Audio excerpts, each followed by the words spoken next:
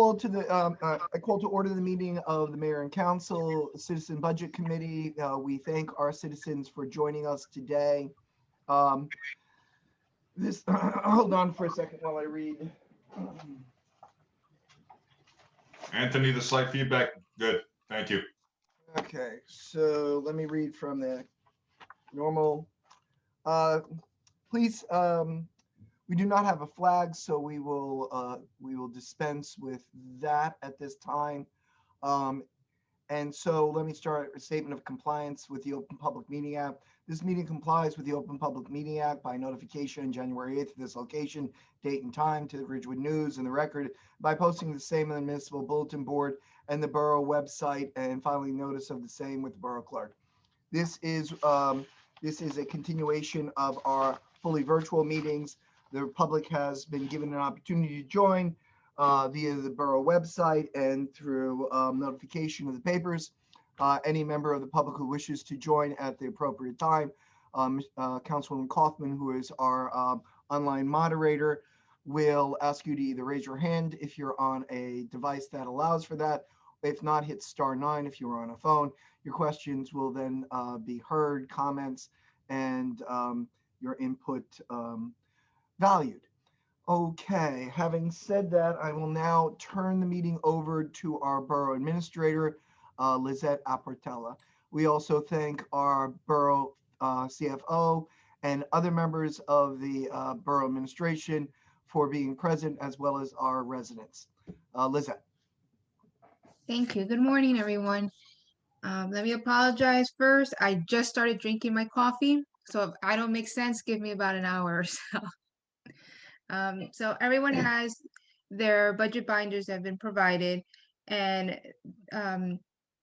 actually the star of the show is our CFO, Chris Battaglia, but the way the format of this meeting in particular will be is that we'll have our big three as far as budgetary departments make their presentation, since not just in operation and salary and wages with police and DPW, but with the fire department included, they make up the bulk of the capital, which is our program for borrowing and improving infrastructure, acquiring vehicles and things of that nature.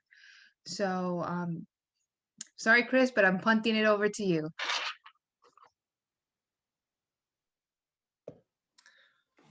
Well, I don't have the exact same thing everybody's looking for, but I have the same list, so we can kind of run through this at a high overview for now, and then as we go through the departments, I imagine that there'll be a couple of changes. Just want to let everybody know that we are about a month and a half out of when we're required to introduce this, so we do have plenty of time. March 31st was the extended deadline for the introduced budget this year. I have a lot of municipalities that are not looking to introduce until as close to that deadline as they can, because things are changing every day with regards to regulations on what they're doing with COVID and how we're going to be able to fund certain things. Fortunately, River Edge was in a position where we weren't really affected by COVID, and it will not have a major impact on this year's budget. And it didn't have much of an impact on last year's budget. If anything, the borough made out a little bit better than they normally would, simply because we weren't spending as much because there wasn't as much going on. That is either a good or bad thing. On the finance side, it's a great thing. On the community side, obviously it's unfortunate, but it did put us in an even better position than we were in, which was a good position to begin with. So looking at the tax impact, this budget right now is based on what every department submitted to us, and we're actually at a lower increase than we were on last year's budget, and we have a higher capital budget included in that in those projections, and haven't gone through minor changes that we want to make before we introduce. So again, very good position that we're in. The increase on the average resident, and the mayor can certainly share what the average resident is. There was actually an issue with the way that the average resident is calculated as a result of having some apartment buildings, an apartment complex that was included in the average residential value, which substantially increased that value. I have it in the sheets that you have the average value at around 395. And if we take a different look at that average value and we take out that $14 million, we're closer to, I believe it was 360. So that would actually change these numbers a little bit. But since we used that average last year, I'm looking at a year-over-year change just for comparison purpose. We're at about a $93 increase. For reference, it was a $126 increase in 2019 and a $97 increase in 2020. So we're right in that same boat. Chris, can I interrupt you for a second? Yes. To the extent that you're looking at some of the reference material, can you just let us know what you're looking at? And if possible, can you share your screen so we can all look at the same thing at the same time when you're going over this stuff? Usually when we're in the council chambers, there's a big, projection sheet that we look at together so that we're kind of all on the same page, understanding what you're talking about. And I find it helpful. I'm sure other people find it helpful. Sure. Give me 1 second, because I have a little tablet here that's got the camera. I've got a big computer in front of me. I'm going to connect to this meeting on a bigger computer so that I can share my screen.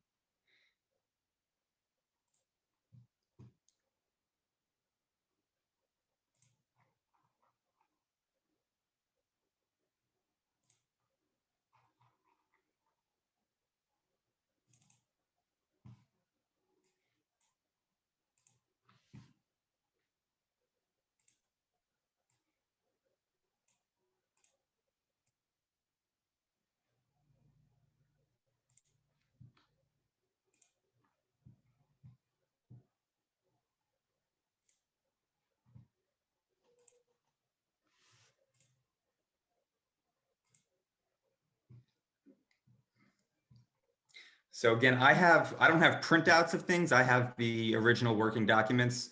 So mine might look a little bit different than yours. And since it's a working document, it's possible that very small numbers have changed. Nothing substantial has changed since we printed everything. But this is the document I'm talking about. I believe you have some version of it in your folders. If you don't, let me know. We'll send something over to you. Yes, the version we have, you had on the receipts for delinquent taxes, instead of a number at the end, the max, we had pending AFS. And then the annual increase was at 9161. Okay, so I think that the 9161, the reason why that changed a little bit is because we did update the taxable value and the average residential assessment. Are those the same on your document?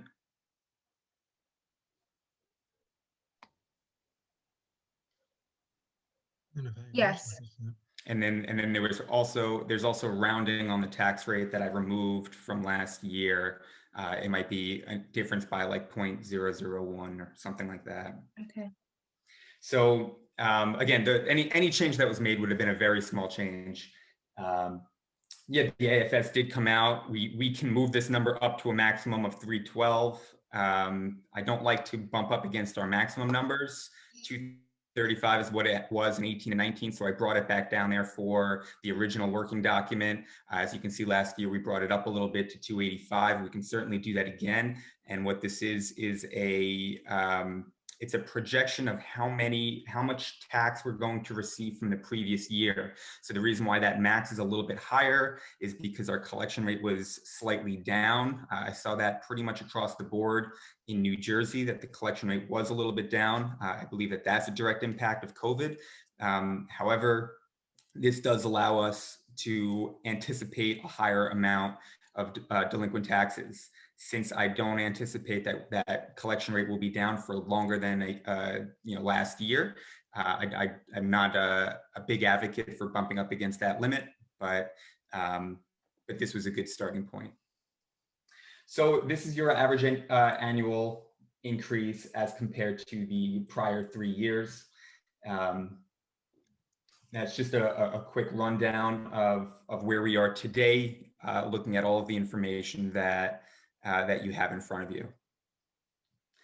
The next document on your list should be revenue. And for that list, I'll be looking at the same document that you are.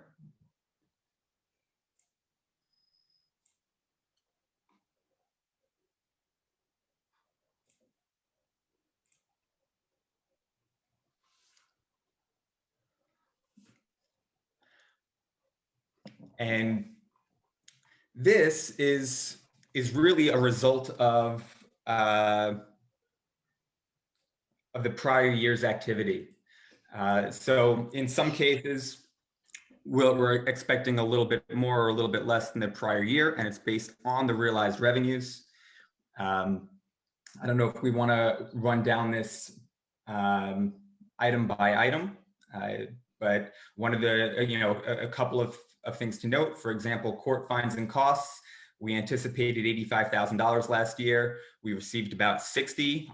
That's a direct product of the courts being closed for a couple of months, right? So we are anticipating that lower number. The court's obviously fully operational now. I expect that we're going to exceed that number.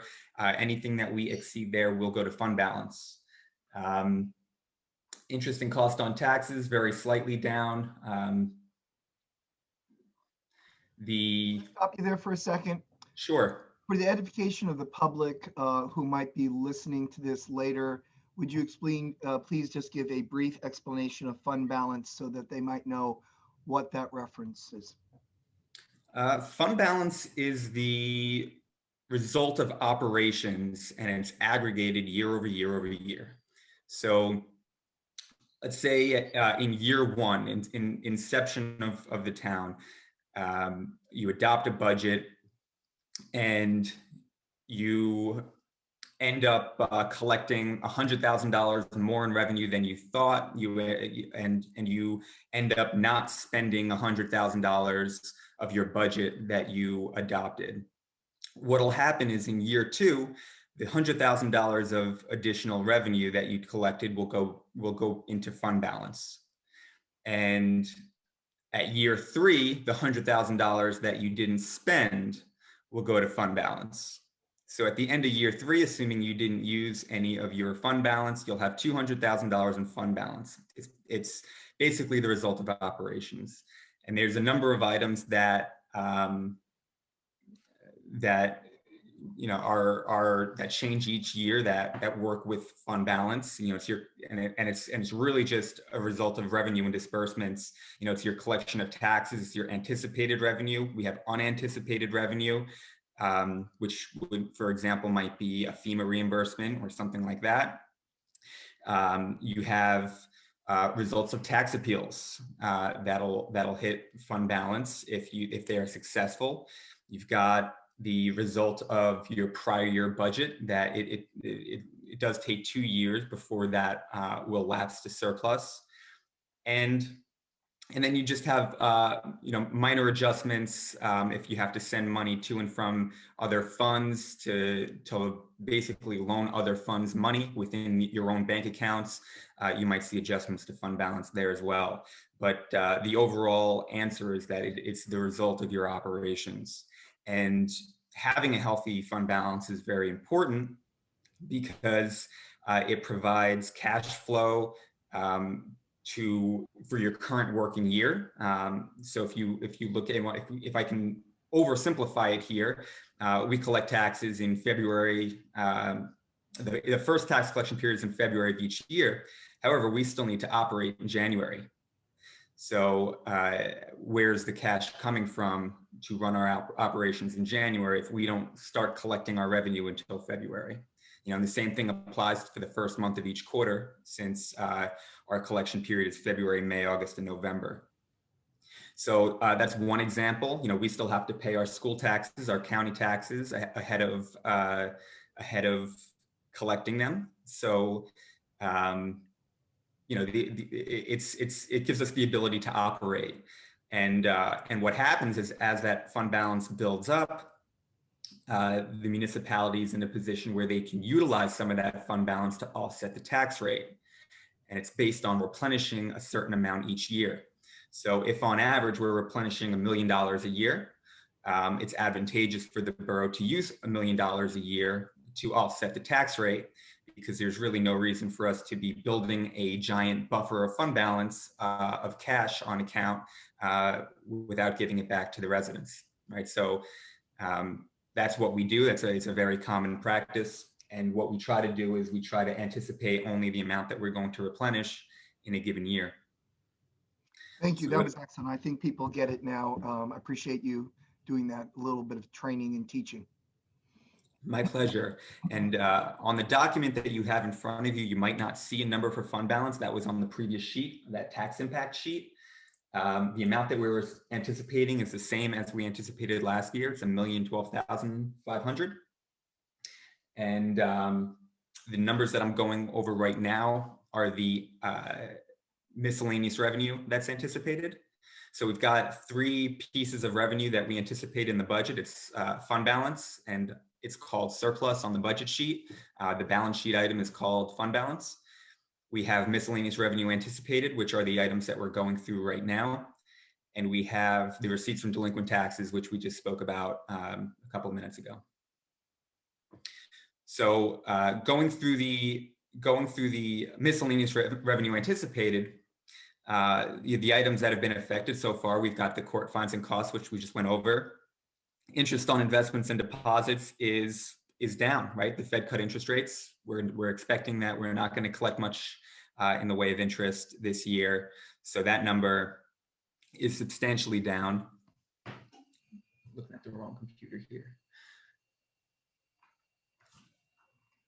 We've got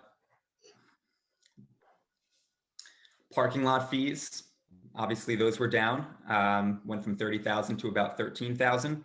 Again, these are, when we're saying that they're down, but between the court, the interest, and the parking lot fees, if we're down less than $100,000. It's not this portion of our revenue is I don't want to say insignificant, but relative to our entire budget, it's very small. So it's not as impactful as a municipality with, a $700,000 parking budget, or some of the municipalities that are on highways and they have much higher court revenue. So it is down, but aggregate parking lot fees are down $17,000 despite being closed for most, if not all, the year. So it's not very impactful for us. Cable franchise fees are roughly the same year over year. We've got a plug number in here. That number will change slightly as the actual receipts come in. Reserve for sale of assets.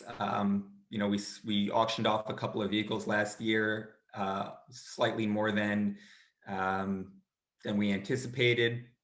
We do have a reserve in the capital fund that we use to replenish this if we don't have sales. So I kept that flat year over year. Police outside duty. The chief can certainly speak to this. The chiefs can certainly speak to this, but what I've been seeing across the board is that a lot of the projects that were intended for spring of 2020 are being moved to 2021. So I left this flat as far as what we anticipated between 1920 and 21. I would not be surprised if we exceeded that. And again, the result of that would go back into fund balance. Energy receipts tax, Garden State Preservation Trust, those are both state aid items. And the state's not going to adopt their budget probably until midnight on June 30th if they don't extend it. And the year-over-year practice is to have us anticipate what we received in the previous year. As you know, they will generally guide us that they're not going to be cutting fund balance. If they do, I'm sorry, not fund balance, state aid. If they do, they will have to make notification of that. We'll have to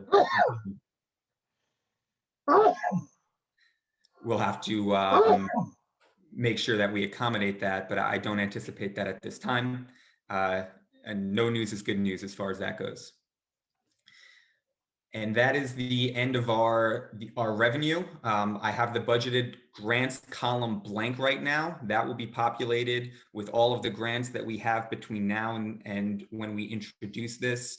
Common grants are clean communities, recycling tonnage, body armor grants, distracted driving, drunk driving enforcement funds. These are all the grants that we see year over year. With grants, you'll see an increase in this budget grant column, and you'll also see an increase on the appropriation side. So it'll be net impact of 0 to the budget, as long as they're not matching funds. As of right now, I don't have any grants that we would include here that have matching funds. So we will populate this as we get closer to introduction.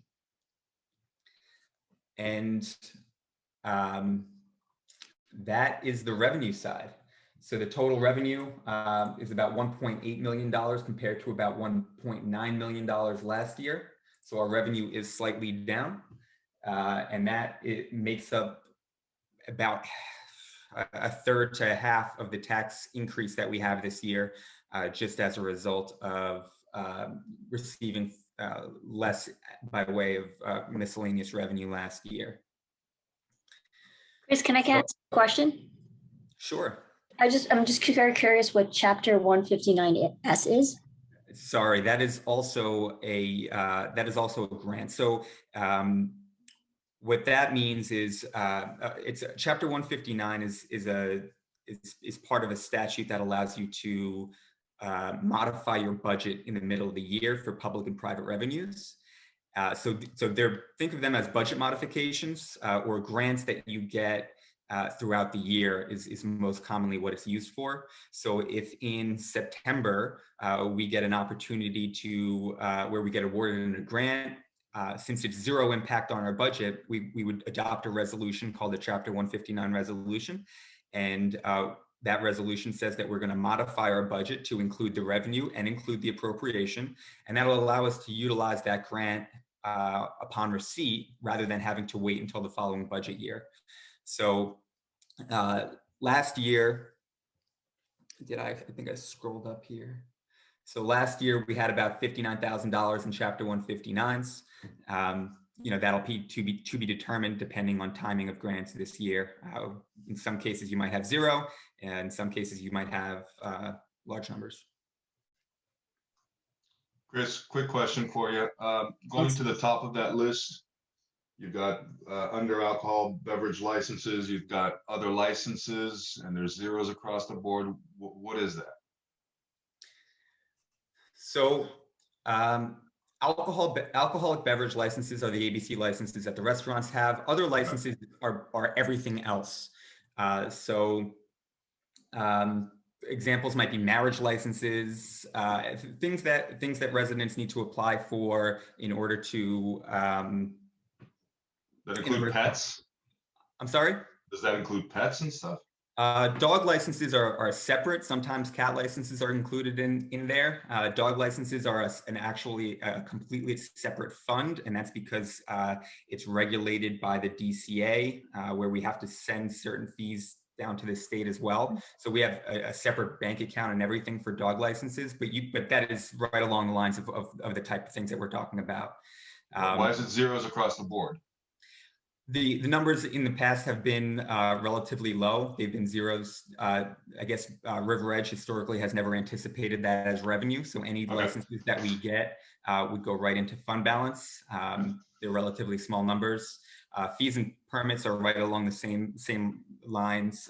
We anticipate them because they're more substantial, but they're very they fluctuate a lot based on the activity for the year.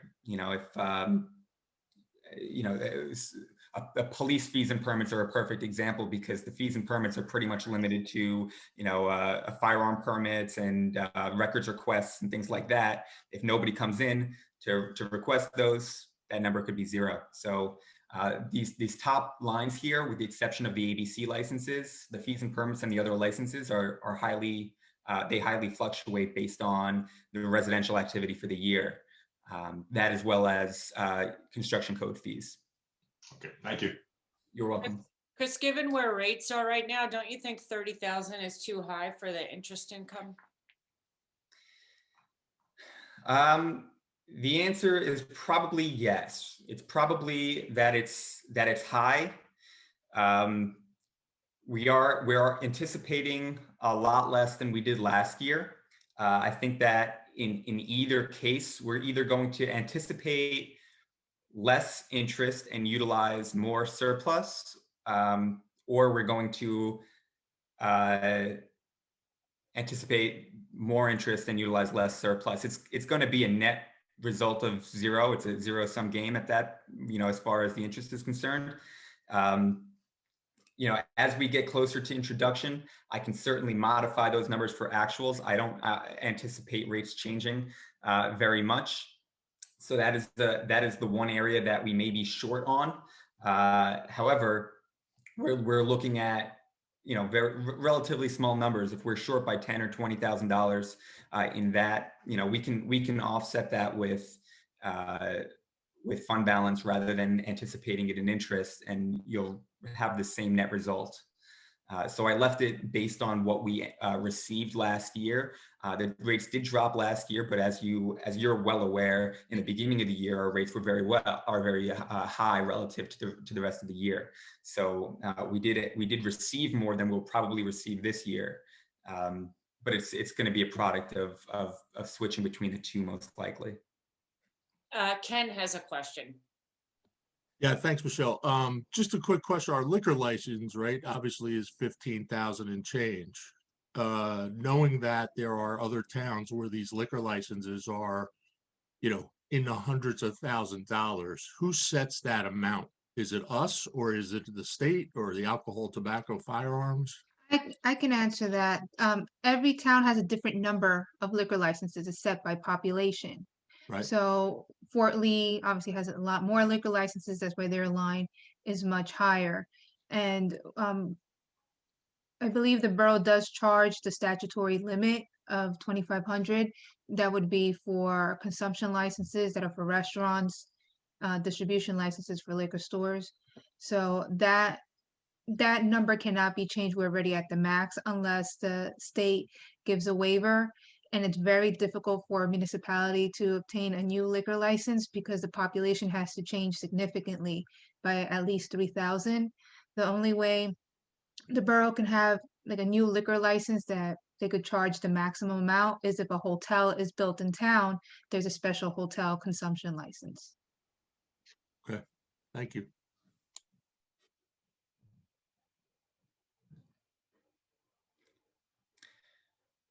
So now we're through the revenue side of the budget. I don't know if this is, do we want to turn over to the departments to go over their individual budgets now? Or how do we want to handle the appropriation side? Well, how about we first, before I turn it over to the budgets, just take a look at the 2021 general capital ordinance summary. Since these 3 departments are making up about 80% of that.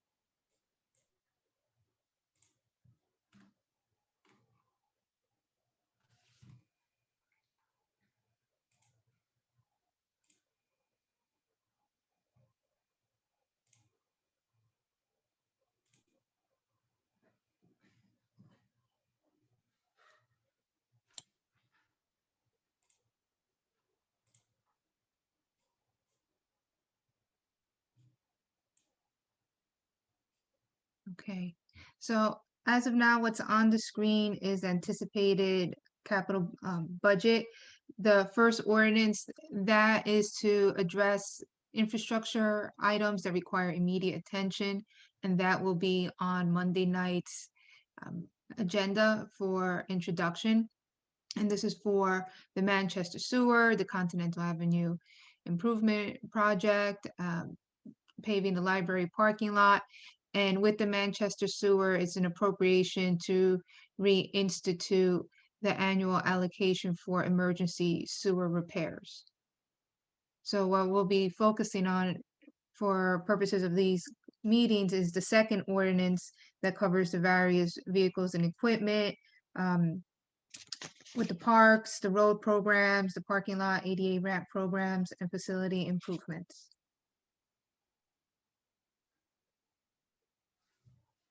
So if anyone doesn't have any questions yet about this, then we could turn it over first to Fire Chief Sanders.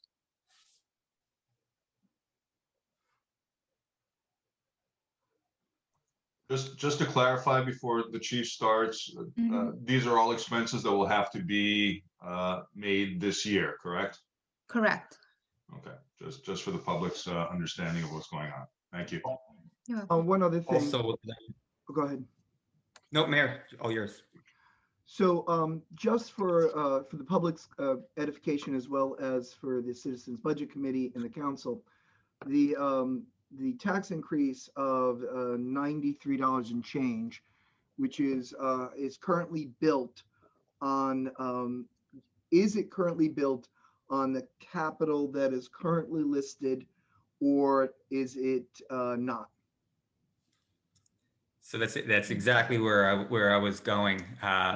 This capital ordinance this capital list is a list of all the projects that the departments submitted to us. The budget is going to the 2021 budget is required to accommodate the down payment for the ordinances that we would adopt as a result of this list. So in our current budget, we've got, let's see where you would find that at. I'm not sure what page you would find that on, because you have about 100 pages in front of you, but in the capital improvement fund towards the very end where all of our debt service is, you'll see that we've appropriated $150,000. That $150,000 is enough for a 5% down payment on a $3 million ordinance. So that's what you see in your 2021 budget. You see the down payment for a $3 million ordinance. The debt service that you see right in that same section with the capital improvement fund, where you'll have bond principal, bond interest, note principal, note interest, that is going to be the amount of debt service that we pay based on our amortization schedules as a result of issuing debt on these projects. So there's a lot of moving parts when you talk about capital projects. As a very high level, quick overview, procedurally what happens is we start with the list similar to what you have in front of you now. The governing body will make determinations on what they wish to move forward with year over year. So in the year that they want to start those projects, we've got the down payment in the budget. The next step there is we go through the introduction and the adoption of an ordinance. That authorizes two things. It authorizes the borough to proceed with the projects. So if it's a larger project, they can now go out to bid because the funding has been, the appropriation rather has been established. And some of the smaller projects they can go ahead and get started on. The other thing that it authorizes is me to go out and borrow money on a short-term basis. So on an as-needed basis, for 1 year at a time, I can go to market and borrow what are called bond anticipation notes. Just not to interrupt, I want you to continue with this thought, but please make sure that you include, for the public's benefit as well as the Citizen Budget Committee and the council, what the current rates are and what they're expected to be. You're probably already anticipated that, but I wanted to make sure that wasn't left out. Absolutely, we'll do that. So for bond anticipation notes, that's our short-term borrowing. We can't borrow for more than a year at a time using bond anticipation notes. I just closed on a note for another municipality a week or two ago for a $6 million note at 0.32, I think. It might have been it was about 0.3% that we're paying on a $6 million note. So right now, interest rates are virtually nothing. Long-term rates are only slightly higher. They're less than 2%. I actually have a bond sale at the end of this month, so I'll have a very good idea what the market is for another municipality. But we're projecting that it'll be under 2%. And that would lock in that rate for the next typically 12 to 15 years based on the useful life of the projects. So, and I know I'm interrupting a lot. You're being very patient with me, Chris. I really appreciate it. For the public's benefit, we are actually getting more bang for the buck by borrowing now than we would if we were borrowing, say, in future years, because it's not anticipated that interest rates will stay below 1%, which is currently what we're seeing. Or is that not correct? I don't want to put words in your mouth, but I do want the public to understand that when we look at capital, looking at capital is a product of this year's budget, but it also has an impact on future budgets, and sometimes borrowing a little bit more during a low interest rate period is better than waiting to a higher interest rate period. So if you just comment on what I said, that would be beneficial to the public. Thank you. So it is a trade-off. The short answer is yes. Overall bang for your buck, absolutely going to get more when you're paying less in interest. You might see. I always compare these capital projects to a mortgage. That's something that a lot of people can relate to. You're more likely to spend a little bit more on a house right now, knowing that the interest on that loan is going to be substantially less over time, and you're happy to pay a little bit more in principal for the same net result. So you can get more house for the same price when you're looking at a mortgage, and that's sort of where we are with capital. And it's, when you're talking about tax impact of a capital budget, it's really more of a philosophical question. On the finance side, it's relatively simple, right? You're definitely going to get more bang for your buck in the aggregate. However, you've got that philosophical question of, if we can do the next 10 years of projects in 1 year at a very low to almost nothing interest rate, lock that interest rate in. However, once you permanently finance, you have required principal payments, and those principal payments will increase your budget. So what you'll end up with is much more bang for your buck. However, your current residents will be paying for future projects. When we amortize them over a longer period of time, you have your current residents paying for current portions of those projects a little bit more. And there are a lot of municipalities that are on a pay-as-you-go basis, where they're paying upfront for these projects and not incurring any debt. They're paying it in cash. And what that means is that they're raising that amount in their budget every year. So their taxpayers are paying upfront in full in cash for all the projects. So if you build a building that lasts 20 years, or even more simply, if you buy a vehicle that lasts 5 and you pay it off in 1, you're front loading the charge to the taxpayers that may or may not be here in 20 years to continue to use that building. So it is more of a philosophical question and emotional question than it is a finance question, because if you ask me, I would say, if you're willing to raise taxes a little bit more this year, it's great to lock in these rates. These are historically low rates. But in that same breath, I think that I've been saying historically low rates for the last 5 years, 6 years. So you don't know what's going to happen. It's just a matter of how much lower can they get before you're at or near zero. So, it is a moving target. What I'd like to do and what we will probably end up doing is, I did a very high level analysis of what this would cost over the next 5 years if we, sold notes for certain years, sold bonds later on.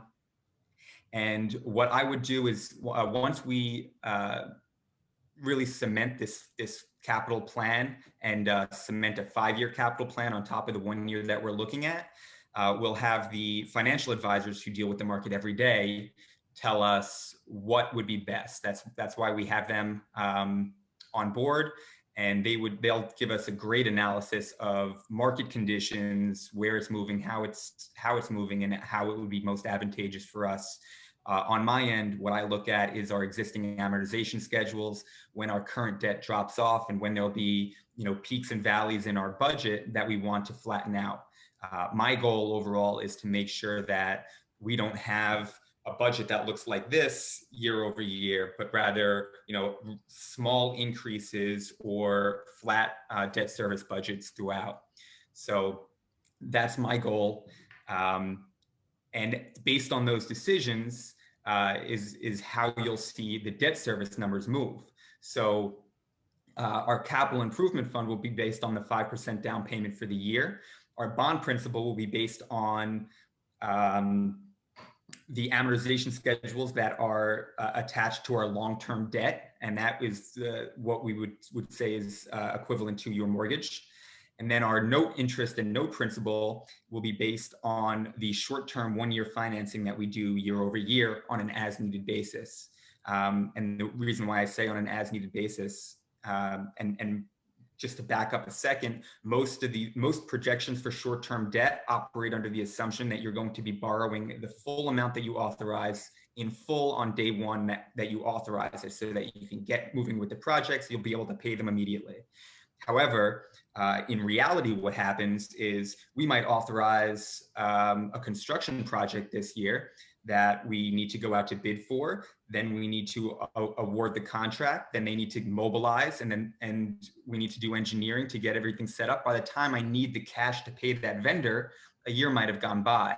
So I won't borrow that money until I absolutely need it, so that we're not paying unnecessary interest on cash that we're holding idle.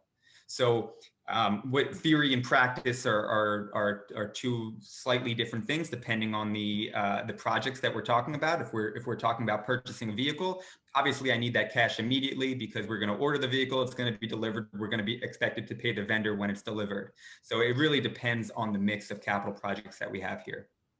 That was an outstanding presentation. I really appreciate it. I think there are a few members of council who want to ask clarifying questions. I asked the police, the fire, and DPW to be patient. I know that this is eating into a lot of time of our budget committee meeting, but I think it's very important for the public to understand the dynamics of what we're about to do and why you're making your presentations. So forgive a teacher for acting like a teacher. I think Jason had his hand up. Excuse me. Yeah, I have a question, a brief one, with regard to debt, whether it be short or long-term / bonding. Is there any impact on the bonds being callable or non-callable and the effect of paybacks over X amount of length of time? Thank you. Absolutely. Great question, because that is something that is regularly monitored for opportunities. And again, I'm going to go right back to that mortgage scenario. You borrowed money 5 years ago, 10 years ago, you were borrowing it at 4%. Forget about 20 years ago, you were borrowing it at 17%. But you are now in a position where refinancing is a great opportunity, right? So as a homeowner, you're going to refinance your mortgage and you're going to lock in a rate at 2% now. With bonds, it's a little bit different because of the way that we are taxed. So most municipal debt is tax-free. That's why if you're familiar with the market, you've got tax-free municipal bonds.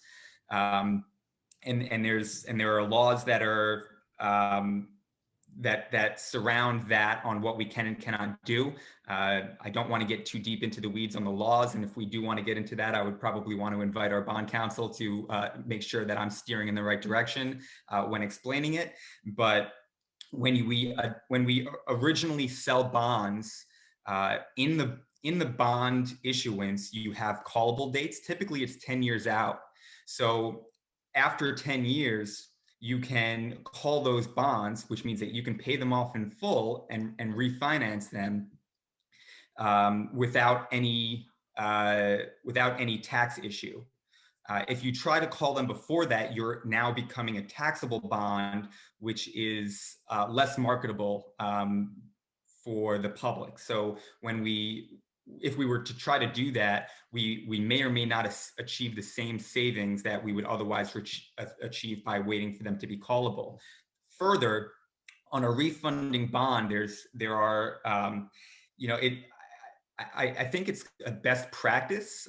It's something that the Government Finance Officers Association of New Jersey and also the national organization establish as a net required savings for you to want to refund a bond issue, and that's 3%.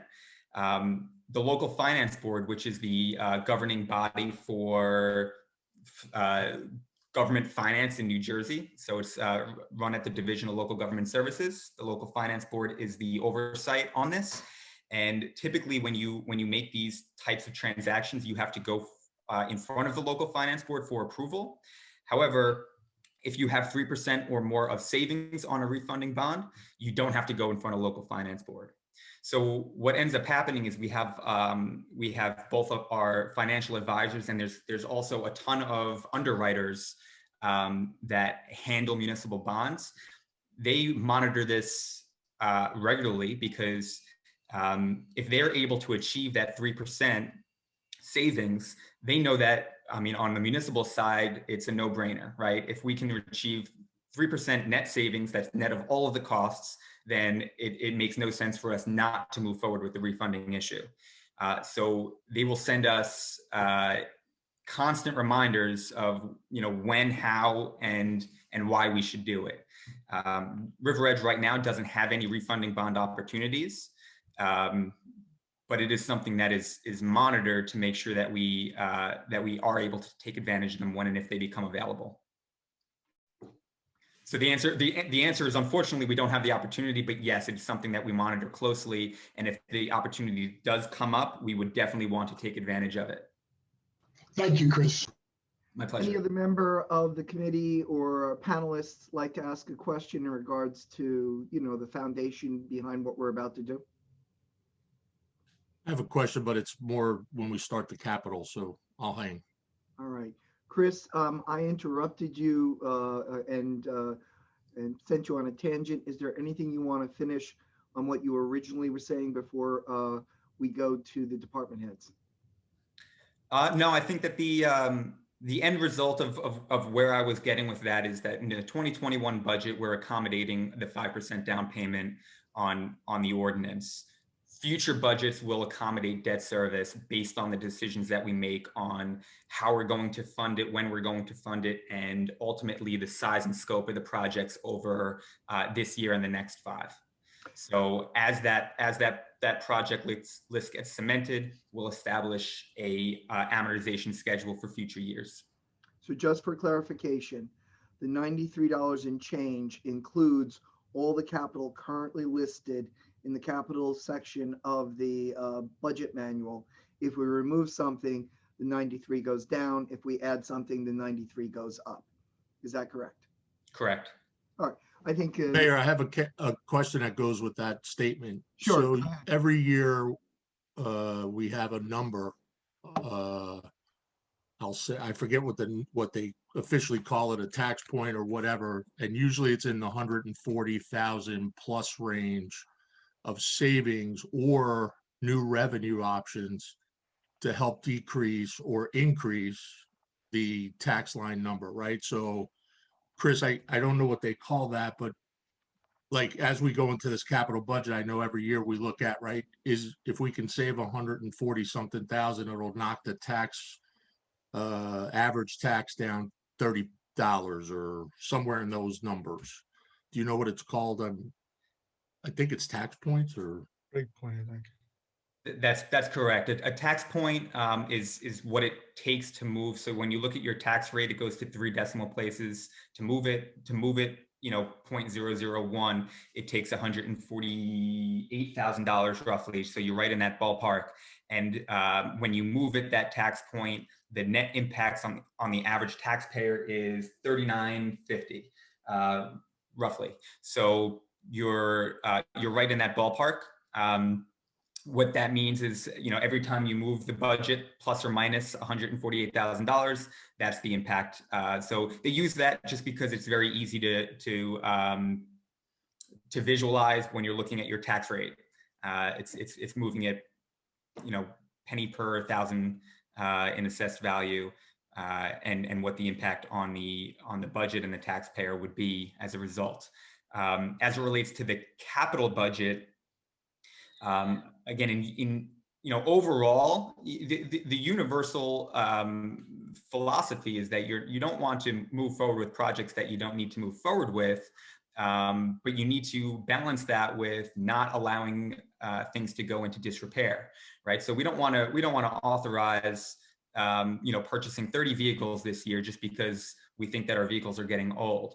However, if we know that 30 vehicles are going to go bad over the next 6 years, maybe we want to put together a plan to replace 5 of them a year, so that at the end of those 6 years, we're at a new fleet. And then once you have that plan established, it's built into your base, and you can do that year over year. Obviously, I'm using made up vehicles and numbers right now, but that's our the overall philosophy on a capital plan, is to make sure that you are consistently replacing equipment and upgrading facilities as needed, so that you don't get into a position where it's more expensive to do so. So going back to the house, that you're going to need a new roof in 25 or 30 years. If you wait 40 and you've got holes in it and you have to replace all the rafters, it's going to be a lot more expensive than if you were to just replace the shingles 10 years prior, right? So it's I like to come back to the house example, but it's the same concept. So saving money on here is more of from an overall capital plan. It will save us money in the long term in debt service.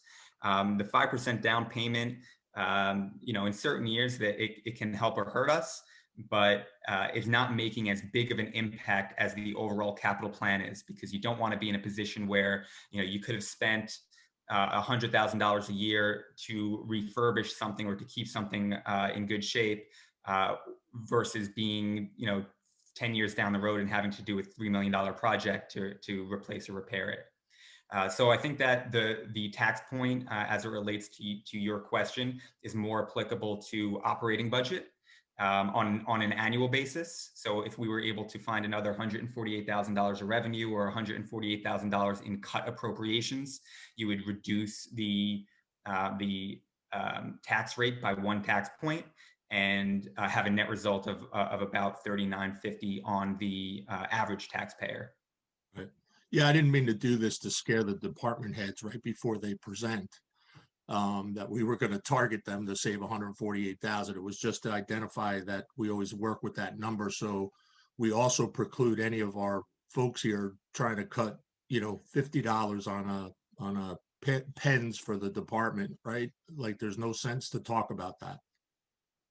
Unless we start seeing dramatic impacts of savings, there's really no point to cutting $1 here or there. It's about cutting 143 to get to a point.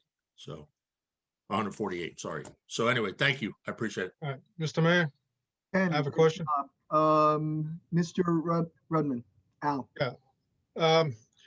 A while back, I think the mayor and council adopted a theory or a policy that evaluated its overall debt in relation to the assessed value of the town and another comparison, I think, was to surplus. Has this capital debt budget at this point been looked at in regard to that policy? And how does that fit in? Chris and Lizette, if you could respond to that. Absolutely. So what I just pulled up is the annual debt statement. This is due at January 31st of the year following the year that it's filed for. So this is your 2020 annual debt statement, which was just filed about a month ago. And this addresses your first question. And I'm going to scroll down a little bit here, make this a little bit smaller. So this is our net debt as it relates to our equalized value of real property. And we're at 0.7%. Anything in the 1% or less range is very good. So Can I interrupt you for a second here? Absolutely. That percentage is against a state mandated number, correct? Correct. Okay. I thought that we had a policy that maybe modified that a little bit. That this policy was put into effect probably about maybe 7 or 8 years ago, but I thought each council every year used it as a guideline. That was really my question. I realized that we don't borrow more than what the state tells us to, and we're much lower than what the state allows us to. So, I mean, by all means, continue on. Yeah, I think that Lizette and I will have to do some digging in the files to see if we can find a formal written policy on the way that our debt is managed. What I can tell you with confidence is that number one, our net debt is very low as it relates to the statutory requirements, and the way that we're currently operating, we're in excellent shape to continue that trend. I have it in front of me, actually. So okay. The policy is that total indebtedness is restricted to not exceed 1% of the last locally assessed valuation of the municipality. And also long-term debt service, excluding self-supporting debt, should not exclude 11% of the total prior year expenditures of the borough's general fund. Okay, so we are well under both of those. Okay, that's fine. That was basically the question. I wanted to know if you was remaining within that guideline. Yes, we're well under them. The only scenario where we would no longer be well under those guidelines would be either A, we decide that we're going to do $10 million of projects this year, and we have a ridiculous capital plan, or B, which we're not doing. Correct. Or B, something happened with the assessed values. If all of a sudden the assessed values in towns drop substantially, obviously the debt would be a higher percentage of the assessed values. As you can see on this sheet, they've been rising, and we've had a couple of conversations with our assessor in the last year as a result of COVID, and he's seen nothing but positivity as far as the desire to live in River Edge as a commuter town. People are fleeing the cities, and River Edge is a desirable location for them to do that. So signs are pointing to that assessed valuation continuing to rise. So as long as that's the case, we are well below those figures in the plan. However, I will make note to include them in my worksheets to make sure that we maintain on them. If I hold on. Al, are you done? No, I'd like to make one other comment. Go ahead, Al. I would just maybe suggest to the mayor and council, because that policy was written quite a number of years ago. Michelle, I'm not sure if you know the date, but maybe that's something you want to put on your agenda to take a look at, to see if those numbers should be reworked, rethought through, put an analysis to it. Okay. It was from 2012, and I will make sure everybody gets that. 2012. So it's 8 years old. There's obviously been changes made. It may be something worth looking at to see if it can be updated or changed in some way. Okay, that's fine. Excuse me, if I may briefly shed a little bit of light. Hold I on. was fortunate, along with Alan, I think Ken, we sat along with the mayor and council or the finance committee several years ago, as Michelle just stated, and looked at that. And if I recall, when former Administrator Allen was in River Edge, having such a policy was hard to find for referencing. If I don't think many at all within New Jersey, you actually had to look out of state. But what one sidebar of that process was to upgrade our credit rating with Best and with the Moody. And I think as a result of that policy, our credit rating as a borough was actually raised a little bit higher. Just as a point of reference, what I remember. Thank you. Anthony, thank you. And you are quite right. We have one of the most conservative, stringent policies of many municipalities, if not one of the top municipalities in the state of New Jersey. We are very careful not to spend people's money haphazardly. We are very thoughtful in the way we're doing this. So great point. Guys, just as a way of, because this is a virtual meeting, if you could raise your hand either by hitting the hand raise or raise your hand visually, it would just help with moderating the conversation, because it becomes difficult for the public to hear. Is there anyone else who'd like to make a comment before I call on the council president? I know he wants to say a few things. Council President Kaniga. Thank you, Mayor. Just very briefly, I'm also a member of the Finance Committee, along with Councilwoman Kaufman, who's our chair, and Councilman Gautier. This year and in upcoming years, I think we're going to face some capital expenditures coming up with respect to our police, our fire, and our DPW. They have come to us with 5- and 10-year plans in certain circumstances, letting us know that there is quite a bit that is going to have to be looked at and addressed. So I think over the next few years, and this is the first year doing it, we're going to be making some difficult decisions. We are not looking to obviously increase anybody's taxes here in town. We all live here. We all want our taxes to be as low as possible. But the reality is that there is equipment, there are building structures, there are things that need to be addressed. Which is why this year, for the first time in a few years, the Finance Committee felt it was important to get the department heads involved and come to the budget and actually explain to the committee, to the citizens, and to the residents who may be looking at this down the line, what it is that they believe they will need coming up in the future over the next 5 years at the very least. And it's important that we address these issues in a timely fashion. Given that, as Chris has said, we're at these historically low rates, this is actually a very good time for this to be happening to us. And we're fortunate that it's happening now and not perhaps when the economy rebounds and the rates start going up again. And then it would have a greater impact on us. So there's a lot that we're going to be vetting over the next few weeks, looking at, and this is going to affect us over the next several years. And I just wanted everybody to know that the Mayor, Council, the Citizens Budget Committee, and all the department heads are working very hard to make sure that everything that needs to be done to keep River Edge as great as it is and operating as it is will be done with as little impact as financially possible. And this is a great time to be started. So I just kind of wanted to put that philosophy out there so people understand.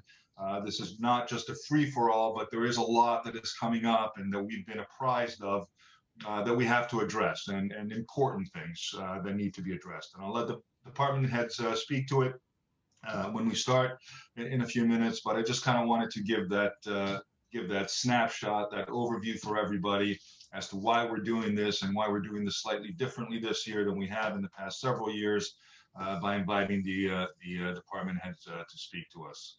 And also, Mr. Mayor, usually we have a little break around the 1 hour period. Some people need to go to the bathroom or get a refresh on their coffee. So perhaps before we start with the department heads, this might be a good time to take that break. It's up to you. I'm good to go. Just one more second. I want to bring closure to this section before we move to the next section. Chris, is there anything more that you needed to say in as an introduction?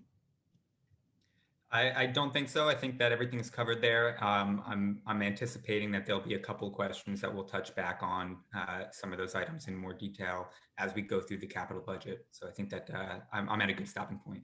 Joe has a question, if we want to just cover that first. What's again? Joe wants to say something? Sure, we're going to call in him in a second. So just for the public to know, Chris is our CFO. Our BA is Lizette. Is there anything more, Lizette, that you want to say before we go to Mr. Gordillo's question?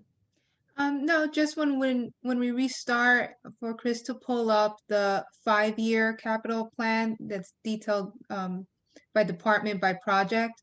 So that way, when Chief Sanders starts, he could not just provide an overview of what is being requested for this year, but what is being anticipated for the next couple of years. Excellent point. Councilman Gordillo.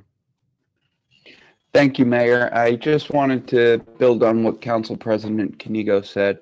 I just want everyone to know that the Finance Committee, when we talked to the department heads about the 5-year capital plan, it wasn't just a haphazard thing.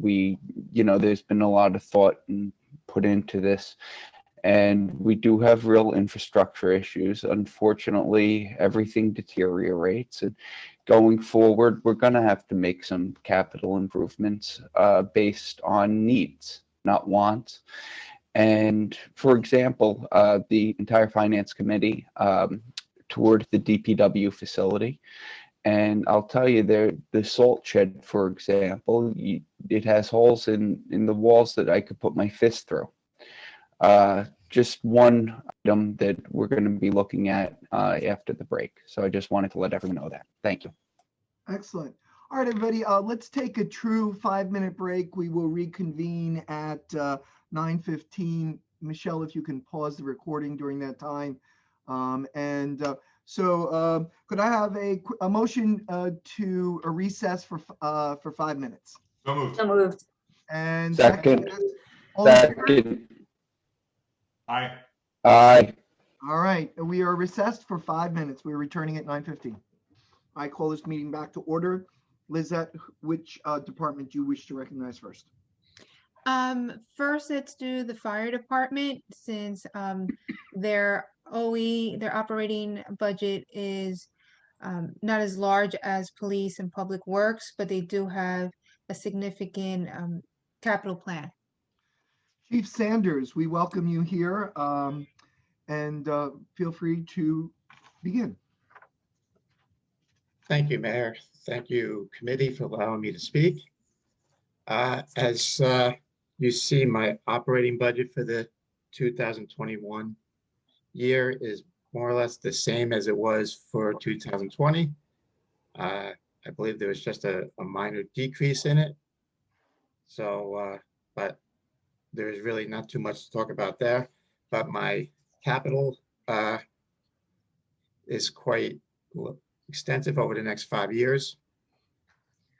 Basically, unfortunately, that was due to what happened last year.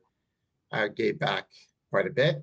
And now, unfortunately, we're looking at a bigger increase, a bigger expense than anticipated from last year. So as you see for the rescue pumper, that was started a few years ago for replacement. The final amount is approximately 250,000 that's left. That would bring us to 700,000. If it's possible, I'd like to increase that by just by 20,000, just because of there may be some tools or extras that we may not have anticipated. We haven't had meetings on the vehicle in about 2 years. So the initial was at 700. We just don't want to go be shorthanded on that line item. And that extra 20,000 will probably incorporate tools for the vehicle if needed, based on the expense of what the rescue pump is the final cost on it. We're also looking to go on to either the Houston Galveston Co-op or the Sourcewell Co-op for the purchasing of it, which River Edge is a member of both. Turnout gear, also, as you see, it's 20,000. I would also like to increase that this year based on we had an influx of members this year. We're putting on 2 more members at this council meeting coming up, which will give us about 10 new members that we brought into the department this year, which has never been seen as far as I've been a member, and I've been a member for 35 years. I've never seen 10 members come on in 1 year. So, and with turnout gear aging out as per NFPA standards, it's a 10-year gear life. We do have gear. We have about 4 sets of gear that are being aged out, and the Fire Academy won't allow new members into the academy with turnout gear that's over 10 years old. The radio replacement program, hopefully this will be the final year for it. This will replace aging portable radios. We received, we piecemealed this. Last year we received 45,000 for the radios. This 100,000 will finalize the purchasing of them, and we won't be needing portable radios for a while. The hose line, the 5,000, I'm willing to give back this year and probably even next year to offset the extra 40,000 that I'm requesting. Next year with the Scott Pack replacement, as you see, we did apply for a grant on that. Last year, we also applied for a grant. We did not receive that grant. We reapplied with the help of Senator Gottheimer's Congressman Gottheimer, his office, and also with forgot Senator from our senator. He also helped us with the grant, along with our grant writers. So we're looking hopefully to receive that for the Scott Pack replacement. If we do receive that grant, then just the 18,000 matching will the 18,000 which would be our portion of the 300,000 will be the only thing that we'll need, and that 300,000 will just be taken off of next year's budget. Chief, if I could interrupt for a second, did you mean Senator Cory Booker or Senator Menendez? Booker. Sorry. Very good. Cory. And Yes. you also said you wanted to increase the turnout line. It's currently 20,000. Maybe I missed it. What did you want to increase it to? 40. So 40 for this year, next year, or just 40 for this year? Just 40 for this year. Due to the influx of new members, we don't. Yeah, no, I got that. I missed the increase. Okay, So sorry. I apologize for that. Go ahead, Chief. Thermal imaging camera for next year, and the airbags. Those are all equipment that are aging out, and that we're going to look to replace in the near future. Purchasing of pagers, as you see, the match grant for the 300,000. Purchasing of pagers, again, new members coming in. We're looking to we're giving them the older style pagers right now. We fixed quite a few. We got quite a few repaired luckily last year, but again, we're running out of equipment for newer members. Radio replacement for the 4 vehicles next year, which will include the new rescue pumper and one of the older, actually it's the ladder trucks radio we would have to replace, and the two of the 3 chief vehicles. They would all need their radios replaced, go to a newer radio, which will be able to have multi-bands on it, which we do not currently have. And command vehicle replacement next year, I don't foresee that happening. No, the command vehicle replacement, oh wait, that's the radios, I'm sorry. The extrication tools, again, tools for the new pumper rescue, which we won't anticipate getting until probably October, November next year. So that's why we're asking for the tools for next year. Everything else is pretty much in line after that for a few years. Our next major purchase won't be until probably 2028, which will be the new new ladder truck. And I'm sure the chief's upcoming will probably look to maybe start a how we worked with the rescue pumper with putting money away for it, because I'm going to anticipate that being around 1.5, but that's in 2028. So. Okay.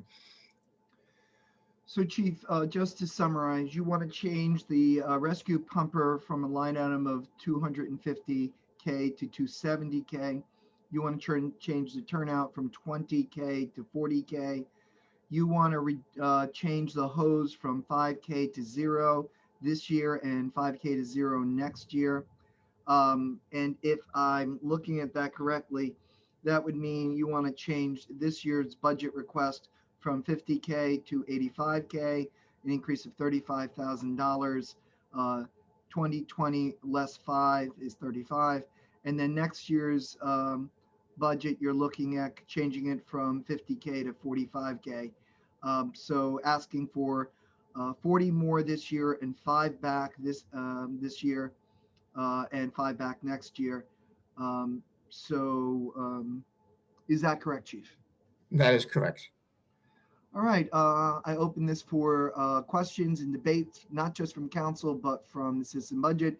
Please raise your hand. It's a lot easier if we can coordinate that way.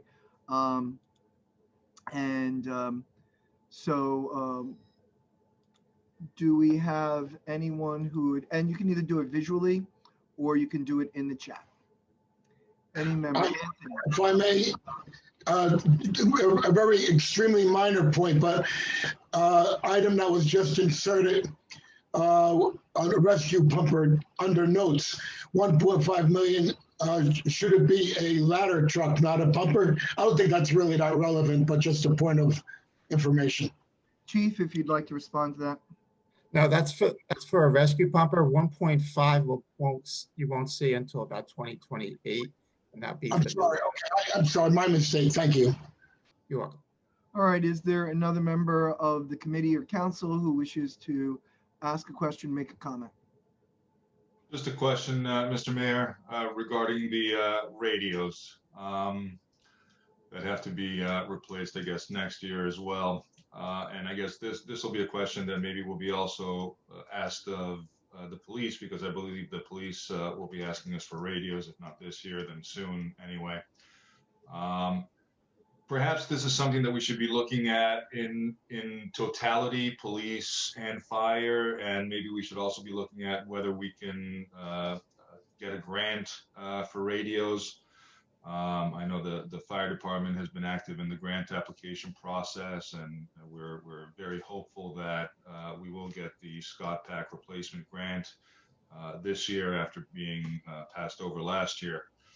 But just as a thought for us all to keep in mind, perhaps given that the radios are going to be quite a large chunk of change that we're going to be spending over the next few years, we should be looking into the possibility of grants and for the totality of the radios that need to be replaced, because I know that River Edge has old radios, and that's one of the things that I had said that we have to look at this year, because it's time that our police and our fire get the proper equipment that they need to do their jobs.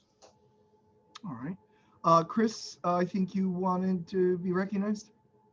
Yeah, sorry, Chief, if you can just take a look at the screen and make sure that I got everything, all the changes that I made are in red. So if you just make sure that I got all the numbers correct for the changes that were made, just so that I have my records updated. They look correct, just with the SCBA match grant. If we receive that grant this year, that would have to come out of 2022 and go into this year. Okay. Okay, so Lizette and Chris, as a matter of past practice, what we would do is we would vote to add these to the budget as they were, as they might be changed. Of course, those votes we can come back to them at future meetings. So just a call vote of the council. Before we do, Mr. Mayor, do we have to move the 18,000 to this year though? Well, that's actually part of my question too, Council President. Okay. So, so as a matter of procedure, Lizette and Chris, how do you want us to proceed? Do you want us to wait until we're at the end of this meeting and then go back and make motions, or do you want us to do it by department? No, and I just, for the council's benefit and for the Citizen Budget Committee's benefit and for the public's benefit, we may always come back and revise. So any motions that we're making are simply putting a pin until the introduction of the budget. So Lizette and Chris, how would you like for us to proceed? I recommend, instead of doing a vote, just grant consensus to incorporate any edits to it. And then once we're done with the proceedings, you'll receive a revised spreadsheet, and then you'll do a formal vote once you see the totality of the capital. So you're saying that we make a motion without objection, and if there is no objection, in other words, if no one speaks, then we're going to assume that's part of our draft budget, and then we'll revisit it at a later date for for the introduction. Correct. All right, Mr. Rudman, I believe your hand was up. Yes, wait, thank you, Mr. Mayor. Hey, Bill, I got two questions for you. The radio replacement program, the final year, the 100,000, does that take into consideration your new membership? I'm assuming these are the personal radios that they carry on their equipment, right? These are the radios that are in the vehicles, the portable radios, not pagers. So it's not because we're new members, it's because we have older radios that need to be replaced. Okay, so you got radios for them if they need it. Yes. Okay, and the second question is I know from previous chiefs that have come up and talked to the budget committee, the hose replacement was a kind of like an annual event. You had a rotation period where your hoses would wear out or be not suitable after a number of years, and that $5,000 was to replace those hoses. By taking that out for 2 years, are you not handling that functionality, or is that functionality being handled some other way? After our annual hose test, that's when the hoses, if they fail, that's when they get replaced. This year we had a few hoses that that we had to replace, but I have money in the past capital from last year in 2019 under that hose line that we've been using to replace any older hose that have failed. Our hose test is scheduled early this year, so we'll be able to use from last year or the 2019 if we need to replace anything. So we're pretty solvent on those two lines, on that line item. Okay, all right. Just going back to memory, that's all. No, good question, Al. Anyone else asked to make a question or a comment? Claudia, if you want to go. Yeah, just a quick question. The Scott Pack replacement, did I hear someone say that we were passed up last year for the grant? Yes. And then, so we submitted again, and then does anyone know what the probability of being passed up and then being accepted for a grant, or how that actually works? I'm not familiar with the grant process. Just wondering to see how many times we'd have to put into it to kind of get, put through, I guess. Chief, I'll direct that to you unless you would like our BA to respond to that. If Lizette would like to do it. Sure. The Assistance to Firefighters grant is evaluated through FEMA, and they have a panel. And usually what happens is when a grant is not approved, they give suggestions and notes if an entity wants to reapply, how to make a stronger grant. And they just evaluate it based on criteria of need, of useful life, the extent of the life of the current equipment. And also what helps is supporting documentation from representatives. And like the chief said, Congressman Gottheimer and Senator Booker provided letters of endorsement. So the chances are that we could receive the grant, and in the event we do not receive it, they'll just continue providing pointers on how to strengthen the application. And do they ever come back and give a percentage of the grant, not the full amount that we've requested, or are they all in or all out? It's all in or all out. There's certain allocations that are being distributed, so they don't prorate it in any way. It's either you're accepted or you're rejected and apply again next year. Okay, thank you for that information. Councilwoman Kinsella, I believe your hand is up. Yes, just a quick question, Chief. Would you know the lifespan of the radios? The radios that we're looking at are going to be 15, 20 years. Okay, thanks. Chief, I'd like you also to address these new radios also have a multi-band feature that makes them highly desirable. I believe if you could just comment on that for the benefit of the public and the committee. Sure. The radios that we've been buying are dual band, which means they're some towns that are surrounding us are on what they call UHF. We're currently running on the VHF. So say if we go to Paramus, we can switch over our portable radios to their frequency. Also, Ordell is looking into changing their frequency to go to a trunk band, which our newer radios will be able to be programmed for. The current radios we have are not dual band; they're just single band, which is the VHF. VHF radios. So we used to have a separate radio in each vehicle just for that one frequency, the UHF. When we started this purchasing project, it's got to be 3-4 years ago.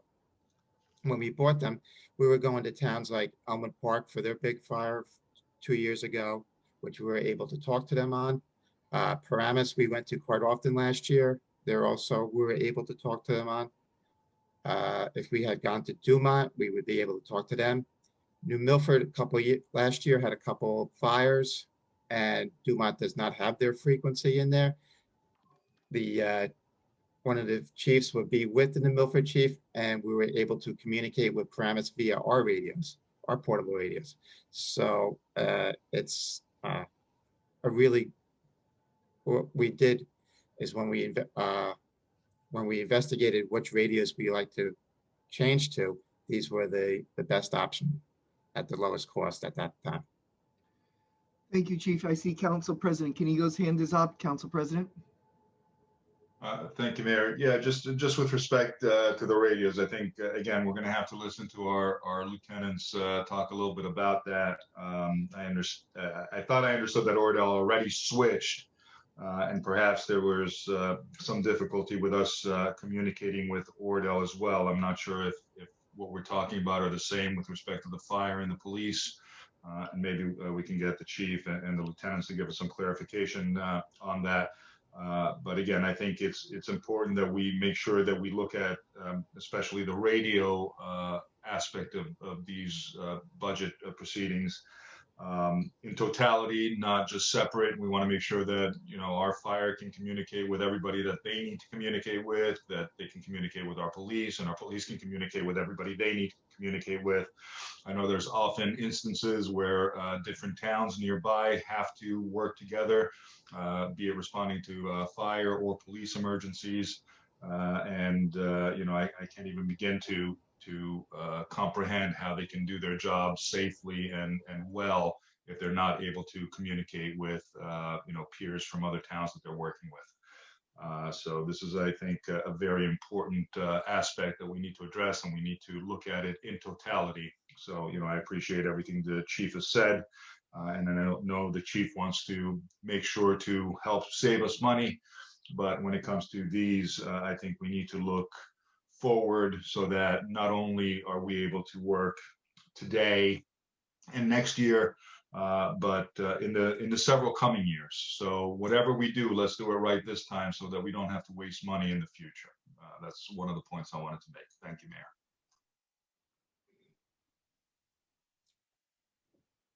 Thank you, Council President. If Lieutenant Casey or Lieutenant Walker would like to chime in, they may do so. But I have a recommendation from our business administrator. There is a meeting, Ms. Apratella, tomorrow, I believe, if you could just address the LD 38 meeting you're referencing. Yes, on Monday at 7 o'clock, our state legislators are holding a roundtable, like a local town hall. That conflicts with our council meeting, but maybe the fire chief, the lieutenants, and our DPW superintendent can attend on behalf of the borough and see if there's any type of state grant, state program that will help offset some of these costs, get some clarity on the body armor legislation to pay. There is a funding source for it, but the details haven't been worked out. Or even see if the legislators can lobby for some appropriation bill to come back to River Edge to help offset these expenses that are not just very expensive, but they're vital to the public health, safety, and welfare of the community. And it's at 7 o'clock. I have the link.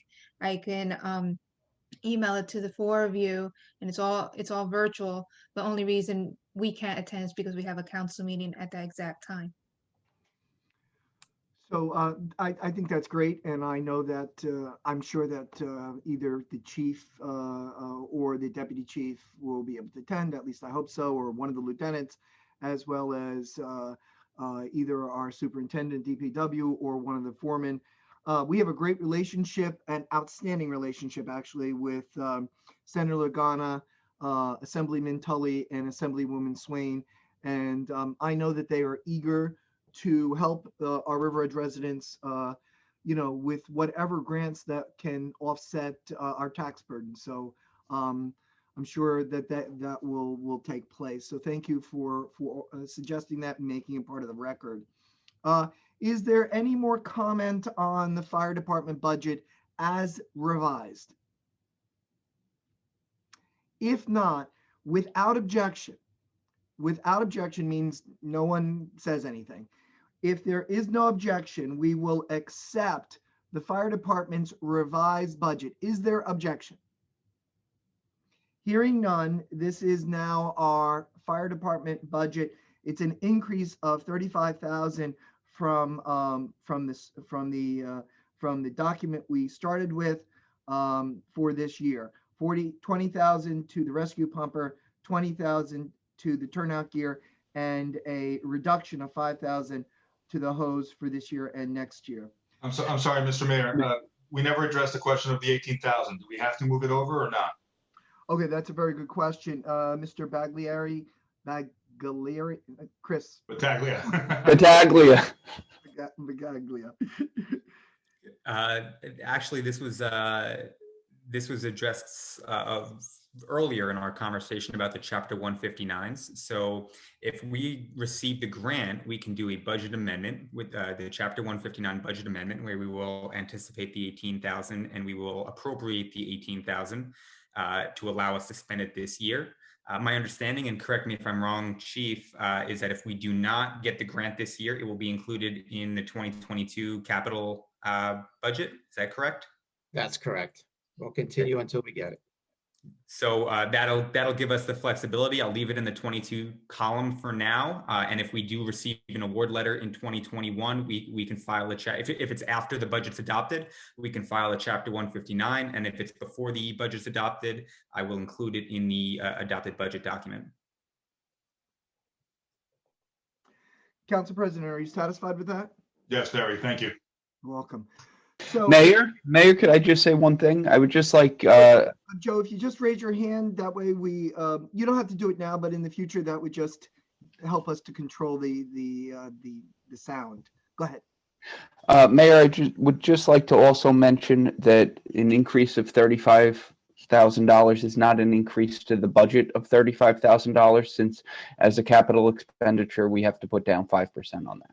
Outstanding and an excellent point.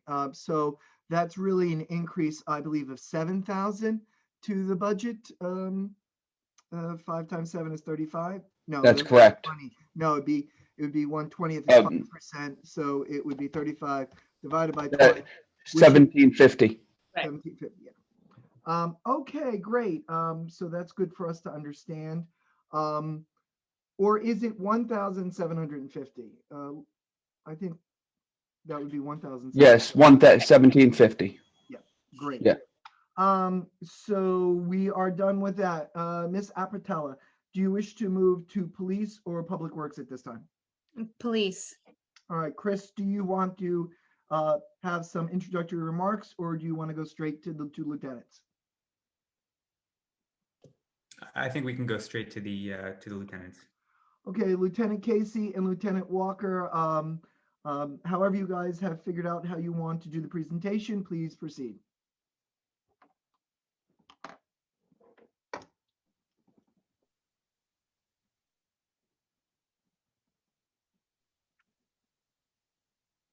Guess I'm going there, Mike. Lieutenant Walker, we have no sound from you.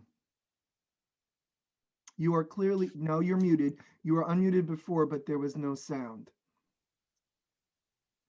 Yeah, we can't hear you. No, Lieutenant Walker, we still have no sound from you.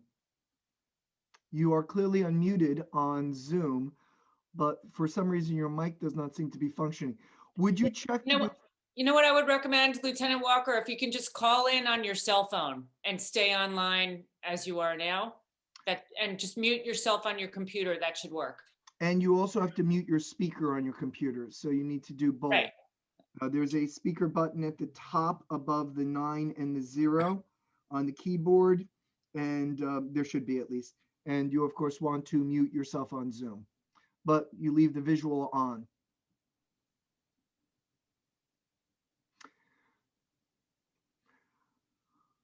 Oh, you didn't have the visual. That's okay. Lieutenant Casey, do you want to do a brief introduction while we're waiting for Lieutenant Walker? Or do you wish to wait? Yes,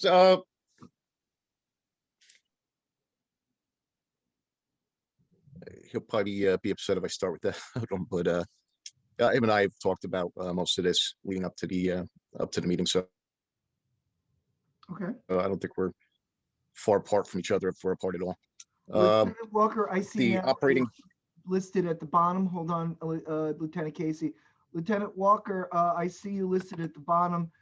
Can you hear me?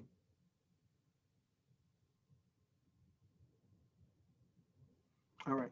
Lieutenant Casey, we're going to ask you to proceed for now until Lieutenant Walker can resolve his technical issues.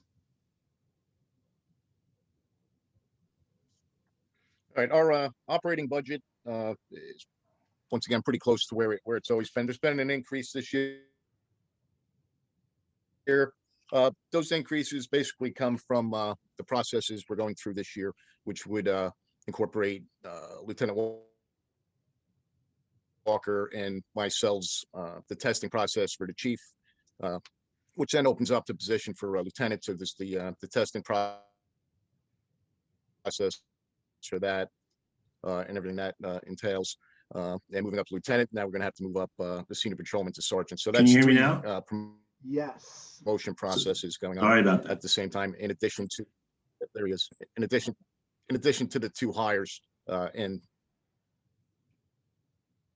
the process they have to go through and what that costs. So that would make what the difference in the budget from previous years and this year. Okay. Lieutenant Walker. Why there was an I increase. don't know if you want to. My eyes went over why the number was higher this year for our operating budget. Good. Sure. Thanks, Craig. Sorry about that. I'm not, what happened, I'm sure what happened there. And it was specifically off the promotion processes and the new hires. Okay, good. Can I ask you a question about that? I was just looking at the line item description of the budget.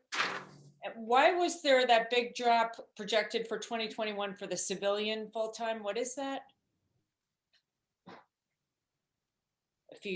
It's over in the operating budget area, you have civilians full-time, it was 283,000 for 2020, and it's going to 97,000 for 2021. Chris, if by any chance you can reference that. Sure, if page, Chris wants to jump on that. Those are numbers Chris put in. Yeah, those are, we just saw those when that was sent to us. Just give me 1 second to pull that up so that I can get to that place. So if we can all just hold for a second, I think visually we need to represent that so that the public knows what we're referring to. Yeah, that's in the Edmunds spreadsheet for police salary and wage, line 1-01-25-240-003. Thanks.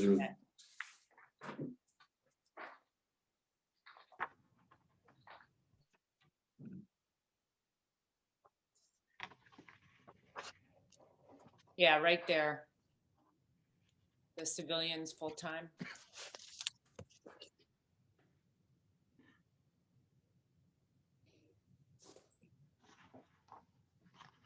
I'm just looking at the detail on my end so that I can give you an answer. So I know one thing that's occurred is, dispatcher McDermott, dispatchers are below that. Yeah. So that's not him.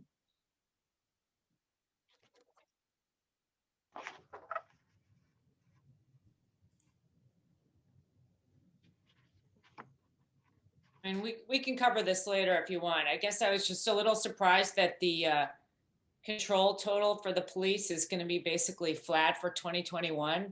Is that really right? Let me pull up the detail on my end, and as we're going through some of the other line items, if we circle back to it, I'll have an answer for you. Okay. So maybe as a process, we're gonna let the DPW and the police do an overview of their budget. We'll come back to that. Maybe right now, it might, because we're remote, it might be better if we deal with the capital and then come back to the operating. Is there any objection? No. All right, great. So Chief Lieutenant Walker and Lieutenant Casey, if you could proceed with the capital and come back to the operating afterwards. That, I think that would be a more practical way of doing this on Zoom. Okay. Is Chris able to put the cap up? Yeah, he's gonna get to that in just a moment. All right. It's coming up. This is not the correct page, but he'll be switching the page in a moment. Sure. Okay. Okay. So our biggest Chief Sanders spoke on me about the radios, and our biggest increase here, or obviously request, is the radio system. He explained it pretty well. I'll just add a couple things to it, and I'm sure Lieutenant Casey can add a few things to it. Our radios are over 20 years old. These are the portable radios, and the radios in the cars, and the radios at the desk. They work off of one channel, as Chief Sanders said, and they work off a repeater system that's throughout the town. There's 4 repeaters that are located different locations of town. The radios have basically become obsolete in that they're repairing them now is almost like finding parts that exist. You can't buy the radios to replace them. And the repeater system is, at least a few times a year, we're putting money into that for repairs. To revamp the repeater system completely would be well over $100,000, and you would still have these existing old hand radios and desk radios and car radios. Also, as Chief Sanders said, in our line cars, which we refer to, we have 6 line cars that we refer to as the ones that are used repeatedly for emergencies around the clock, 4 of them, 6 of them during the day. Basically, they have 2 radios in them now because that's how we can communicate with the other towns around us that aren't on the same bandwidth. Moving forward and getting the new radios will take care of that. The mutual aid agreement that has been worked on by the Chiefs Association, we're expected that to come out, a finalized product that I think sometime in April. And that includes who we work with and who we communicate with. So obviously it's the neighboring towns. Being able to do that on the portable radio is extremely important because you can't take the car with you. You can't have 2 radios on your belt. You can have 2 radios in the car, paying for 2 radios. But once you're out of the car, if you're working with another town, you can't communicate with them. And that's part of our entry. We are part of the entry team for Paramus, let's say the Garden State Plaza. So we'd have to partner with somebody, be next to somebody. We're not able to communicate with them. The radios themselves, again, they're over 20 years old, and they're just obsolete. What we've been able to do, we were made aware that the fire department has been purchasing radios, and we looked at their radio, and we're aware that we can use that radio through the county communication system. They offer a 10-year free plan to jump on board, and that takes care of this repeater system. We wouldn't have to use that anymore. So that cost for repairs and replacing that would disappear. The radios also give us the ability to communicate with the surrounding towns.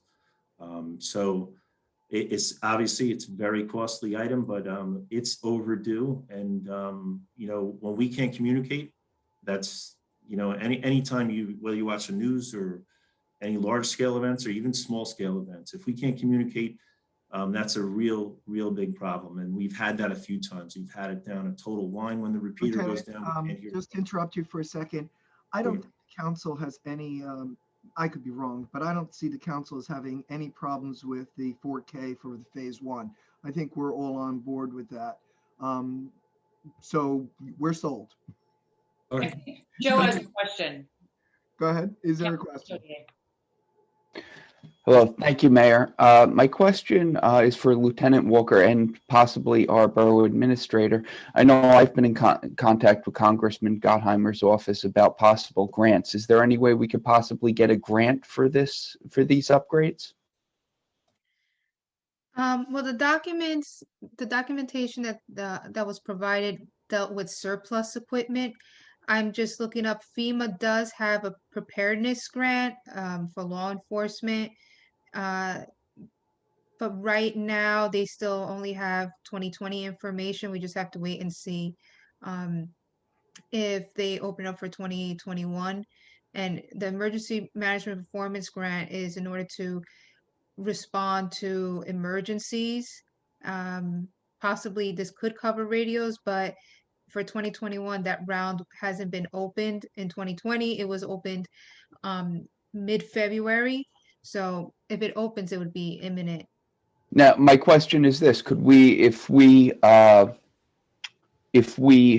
do this, and a grant becomes available, can we go after the grant to reimburse us for the expenses?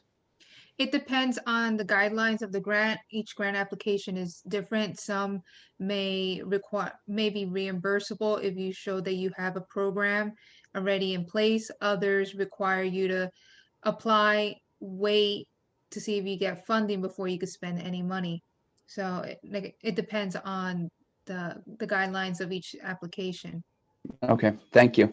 So Councilman Gaudier, what I would recommend to the council is that we definitely leave this item in. We pursue the grant. We have until March 31st before we introduce. I believe Chris told us March 31st is the new deadline for introducing. So, so if the grant opens in the next couple of weeks, we would be able to remove the amount in anticipation of the grant, or maybe we'd be able to use other accounting or administrative procedures to best position us. But I think Lieutenant Walker and Lieutenant Casey are positioned that we do need to do this year. Seems to be a reasonable position, but it's the council's choice. So when we come to that part, if we want to leave it in, we would. I recommend that. And as we pursue to see if we can get a grant for this year. We have questions from Lisa, President Knigo, and Councilwoman Bastide. All right. So Lisa, why don't we go with you first? Thank you. So I think this is more of a question either to Lisette or Lieutenant Casey or Walker, but thinking about economy of a scale, since we're already purchasing radios for the fire department, are they the same type of radios? And is there an opportunity to buy in bulk that will reduce the cost impact of the total purchase order? So the radios, we learned from them, we learned in that when we were made aware that they were purchasing that radio, we took a look at it and we agreed that we can use the same radio. And, that's exactly what we're doing. We're buying the bulk. So I would say that if you're going to agree with I think it was the 100,000, I may have it wrong, but that the fire department requested, I would think we certainly would then go to the company and say, all right, we're combining. What type of savings could we have? Okay, thank you. Councilwoman Bastide? In addition to that, Hold on a second. Go ahead. if I could add in real quick. In joining the county system, we'd also, as far as purchasing, would be bulked in with the other agencies that are making similar purchases. I think going through the county aspect of it, I think we're looking at a potential of 10% discount on the number that's up on the screen. Before we go to Councilwoman Bastide, just for the public's edification, and I'm sure people are aware of this, but the numbers we're talking about are the maximum numbers needed to make the purchase. The actual purchase may come in less due to savings, due to bulk. So when we budget an item, we have to, and Chris, if you want to comment on this, we are obligated by law to anticipate all possible costs. So we probably will not spend that much. But Chris, if you'd like to comment before I go to Councilwoman Bastide.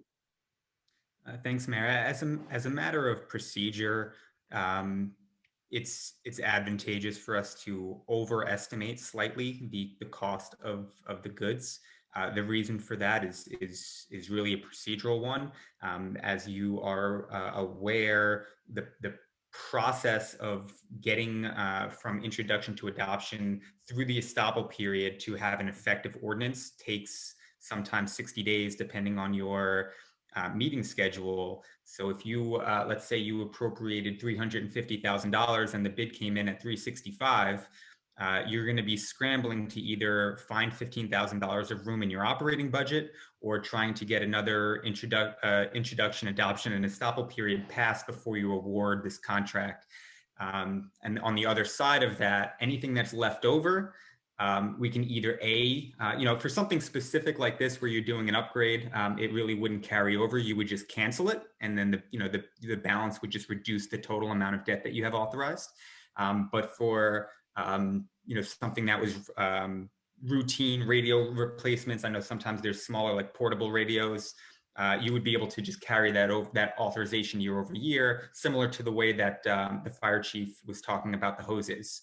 If you don't use it in 1 year, you can carry it over to future years, and then that's less that you would have to include in future capital ordinances. So as a matter of procedure, it's best practice to overestimate a little bit. Good, thank you. So I just want to make sure the public understood that we're talking about a reduction perhaps due to buying in bulk or buying through a co-op, but we're not going to be reducing the numbers because we need to have enough to be able to make those purchases. Councilwoman Bastille. Thank you, Mayor. I think Lieutenant Casey answered my question regarding leveraging through the county co-op cooperative buying, so that we're leveraging in bulk with other municipalities that may be doing the same thing. But I think if I understood Lieutenant Casey correctly, he already answered that question. Outstanding. Council President Kinigo, do you still have a question or comment?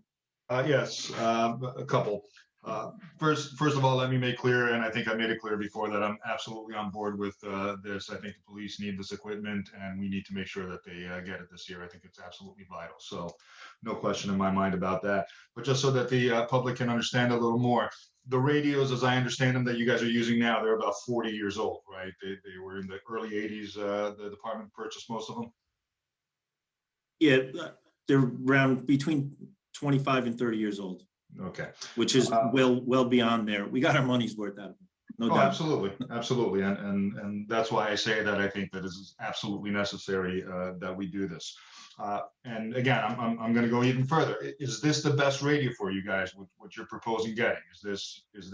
Will this last you over the next 20 years without any problems communicating with other departments nearby and being able to work with others? I believe it is, and the fact that other towns are using this radio, and the fact that the county is saying, hey, if you go with this radio, you can go with our system. There's been a lot of homework done on them, and quite honestly, as communications change, I think after the life expectancy of these radios, it's probably going to be something a lot smaller. It's going to, 30 years from now, they're going to be, some type of pin mic or something that's, it's going to be different just because of technology. But this will bring us there, no doubt. And because we share a school district with Oradell, I'm going to specifically ask you about Oradell because I know they're getting new radios. These radios will be able to communicate with them. God forbid there's an emergency that you have to respond to in one of the schools and work with them. No problem. Yes, Councilman, we had a few radios given to us on loan, so we could do tests throughout the borough on them. We've gone into all the spots that our radios currently don't work on. In the process of doing that, we were also communicating with Oradell at the same time to see if they were picking us up and whatnot. So they're already on that system. I'm going to go on to. Great. And the last comment I'll make is that early on, when I was on the call with Congressman Gottheimer's assistant for the grants, she had mentioned a municipal violence prevention program grant that might be looked at to work with the radios. So I was just going to put that out there. I don't know if it's been looked at. I'm sure you guys did, but if not, perhaps Lizette can help you guys get in touch with her and vet any other programs that maybe might be a little less thought of to get the equipment because it may help us in those terms. But that doesn't change the fact that I agree with, you needing this and us allocating this money. That's all. Thanks, Mayor. All right. Is there any more questions? If not, we'll have Lieutenant Walker continue with the next item, which would be patrol vehicle replacement. Hearing no objections. Oh, hold on. Sorry, no questions. Okay. Yeah, no, you don't need to say that. Okay. Lieutenant Walker, go ahead. All right. So the patrol vehicle replacement, that's the, an annual expenditure. It basically replaces 2 patrol vehicles. And we, in our fleet, we have, a little, I guess we have 10 or 11 cars in total when I look at the traffic cars that are down the line. But our main cars, our main 5 line cars get used around the clock. And they basically have a life expectancy of about 2 years because of it's just an enormous amount of mileage. They get close to 100,000 after 2 years. And that's the actual, the odometer, the mechanic. And I think Jason could probably chime in on this, certainly if he doesn't mind. But the mechanic puts the engine time at 1/3 more than the mileage time, if you could understand that, because the cars idle a lot. So this just keeps us in a safe place with the cars. If we get 2 a year, then it allows us to, the main 4 cars, they go 2 years, and then their life moves down to traffic cars.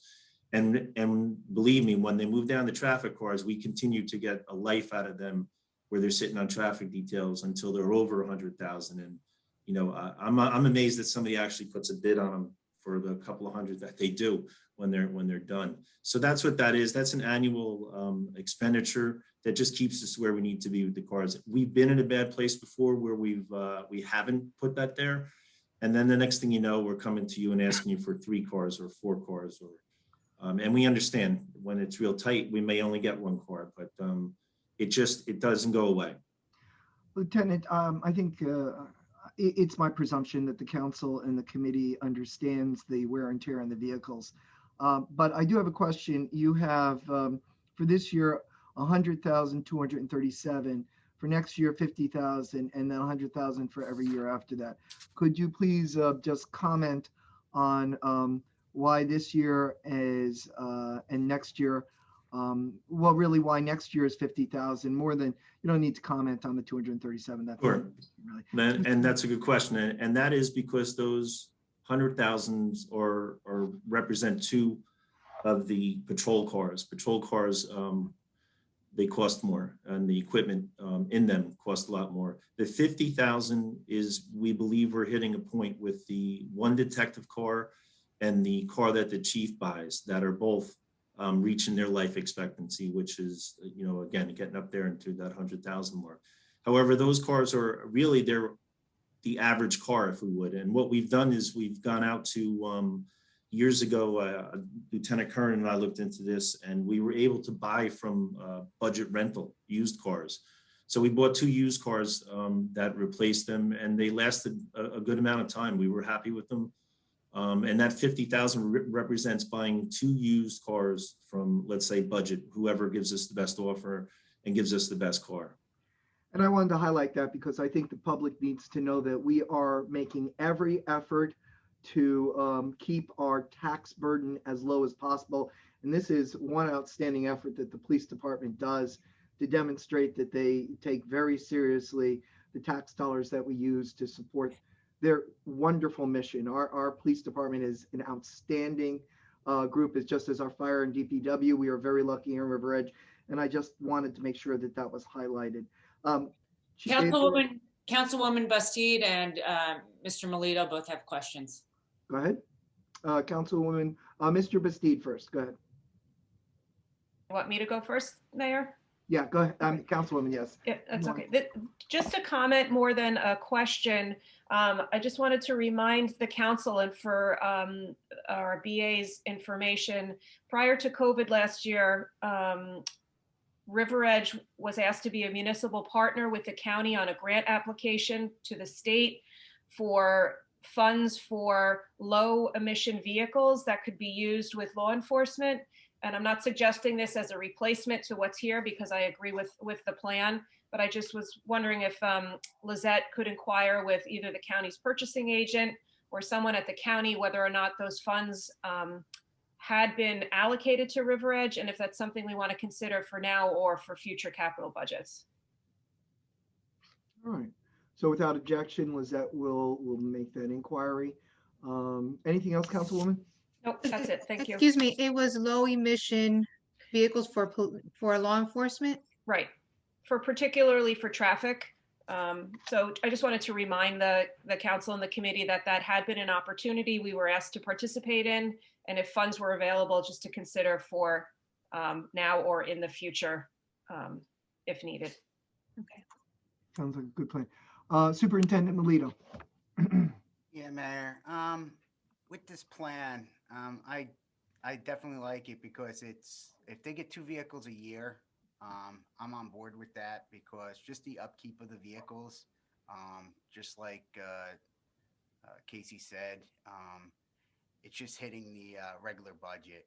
Some of the vehicles that we have on there we just got rid of a 2004 Explorer that was way past its due, even as a traffic vehicle. So trying to keep the officers' cars at least to 2 a year, no matter which way they want to do it and what they want to buy, would be a good thing to their fleet of, I believe at this time is between Detective Bureau cars and all that, is about 14 cars. So that'll actually, with the standards that, we should look into to keep them safe as they're driving these vehicles to scenes and all that at the speeds they sometimes have to go. And the cost savings just in the running budget alone provides for the two vehicles. All right, thank you. Welcome. Any other comment or concern?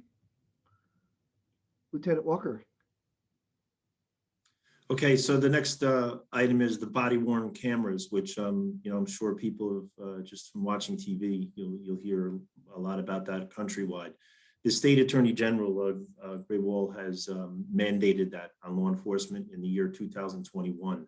So we're kind of in a place where we're basically forced to get those, and it is a good thing.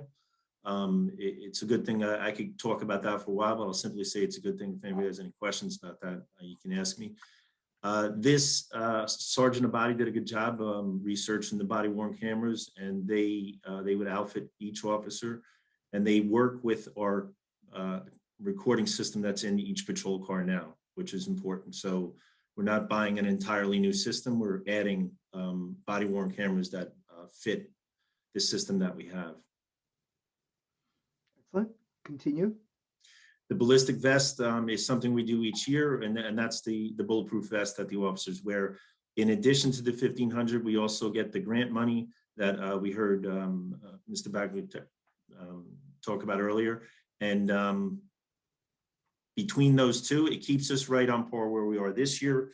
I think, as Lieutenant Casey said, with our regular operating budget, we asked for a little bit more money for the two officers that we're anticipating hiring, because there's a vest purchase in there. And the vests have about a 5-6 year life expectancy. So as we rotate through them, that's what happens. We replace them for the officer. And that $1,500 just keeps us where they are. These vests run anywhere, around $800 each, $750 to $800 each. They're not cheap. So that's what that is. The car radio replacement, the radio car computer replacement. That's each of the line cars, again, has a computer in it. It's vital to the officer's safety. It's vital to the officers looking up information, anything from wanted people to producing reports to information about driver's license, cars, all that kind of stuff that they do. And those have about a 5-6 year life expectancy. So again, if you look at our line cars, the 4 to 5 cars that we use, we're getting the most life out of them, and they really do. After 6 years, they just stop working. So by getting one a year, it keeps us on a nice pace. And unfortunately, they're not cheap. You just muted yourself now. I'm sorry? Can't Do you hear hear you. me? I don't know what Nope. happened. You dropped off again. I think Can you that hear me? and I can hear him. Councilwoman Kaufman, we all heard him without it. We can hear him. Really? Yeah. Yes. Okay. Sorry, Michelle. Can you hear me now, Michelle? No? Yes. Yes. Okay. All right. So again, the car computers are just something that, much like the cars themselves, they rotate out, and we really do get the life expectancy out of them. They're made very tough. In fact, they're called tough books, and that's what that is. The traffic cones is that's just an expense, and to replacement of the cones, and we bought some barricades, and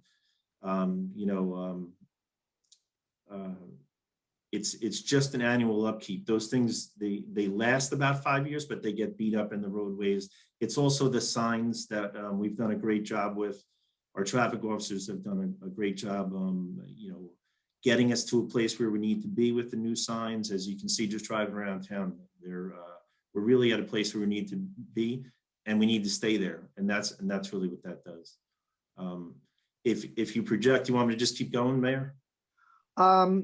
Let's stop here for a second. Mr. Rudman. I got a question for you, Lieutenant. The signs, I know it's been fairly static over a number of years, and it looks like it's going to be static again for the next 5 years. Have you done any analysis on whether you need more money to maintain your quality? So what I see, and what I see with the money is that it keeps us where we need to be. And if we fall short, we'll make it up the next year. It's not something where we're in a real bad place. We can continue to operate.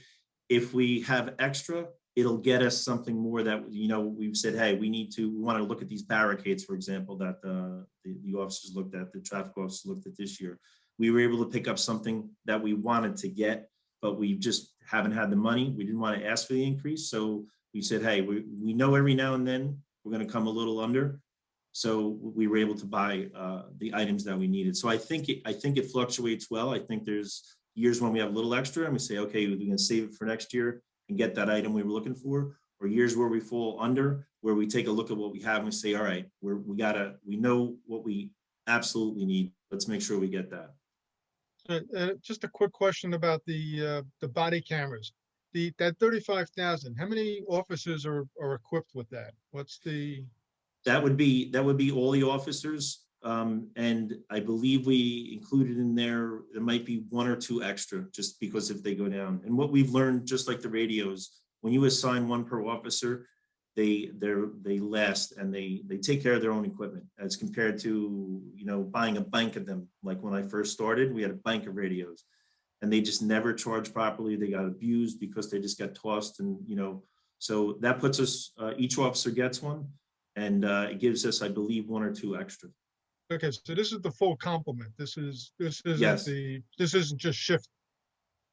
This No. isn't something being done. Okay, good. Thank you. Sure.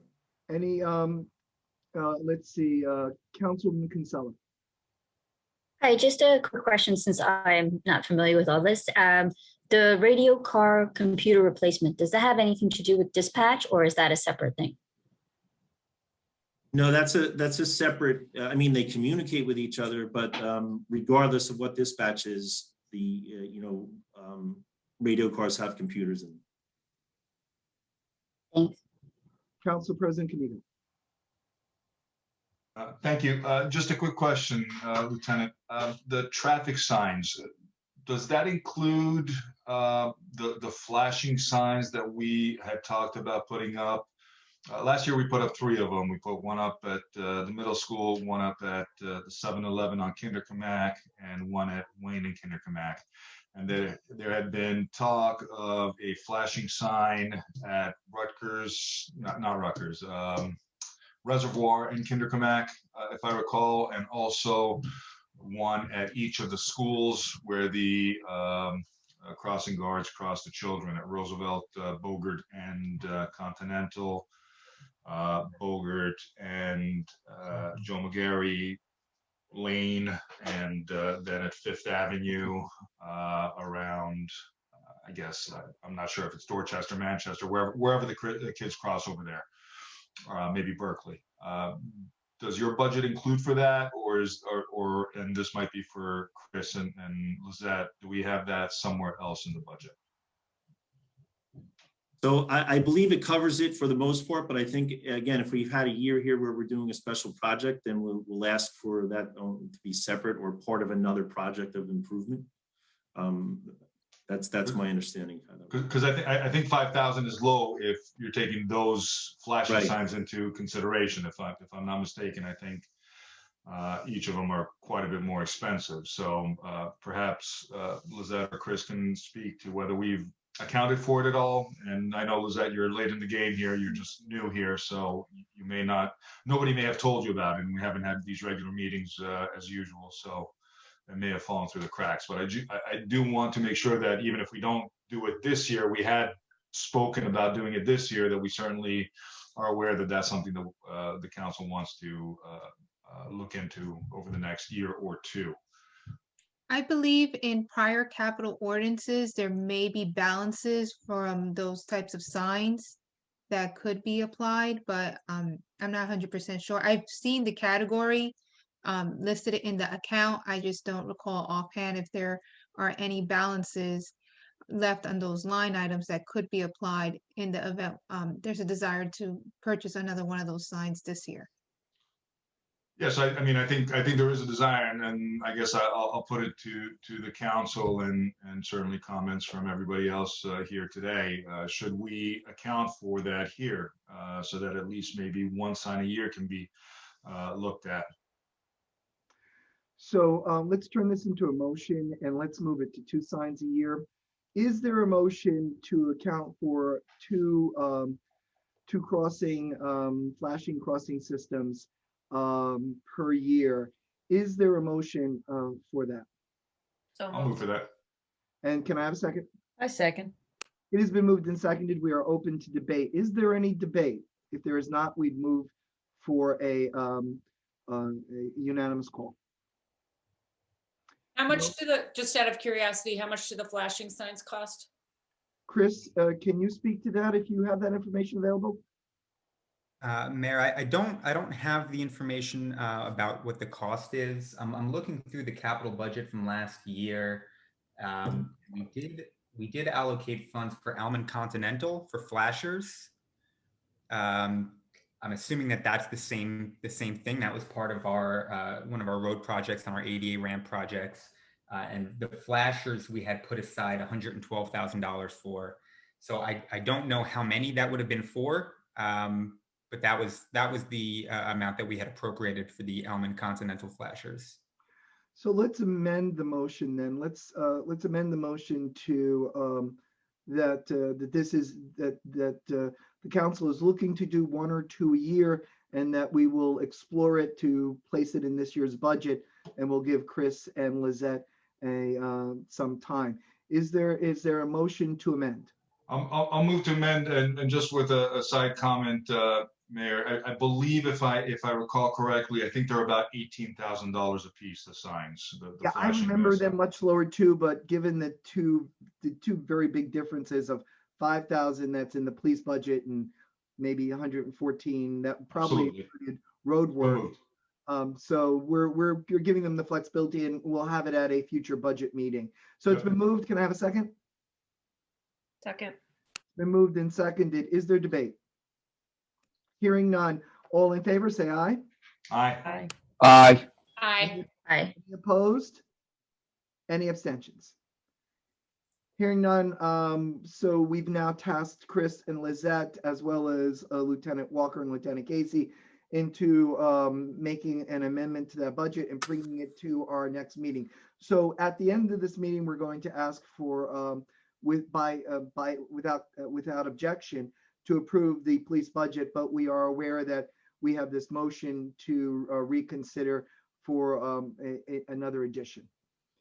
So having said that, is there any more questions for the 2021 budget before Lieutenant Walker talks about going beyond that to 22 to 25?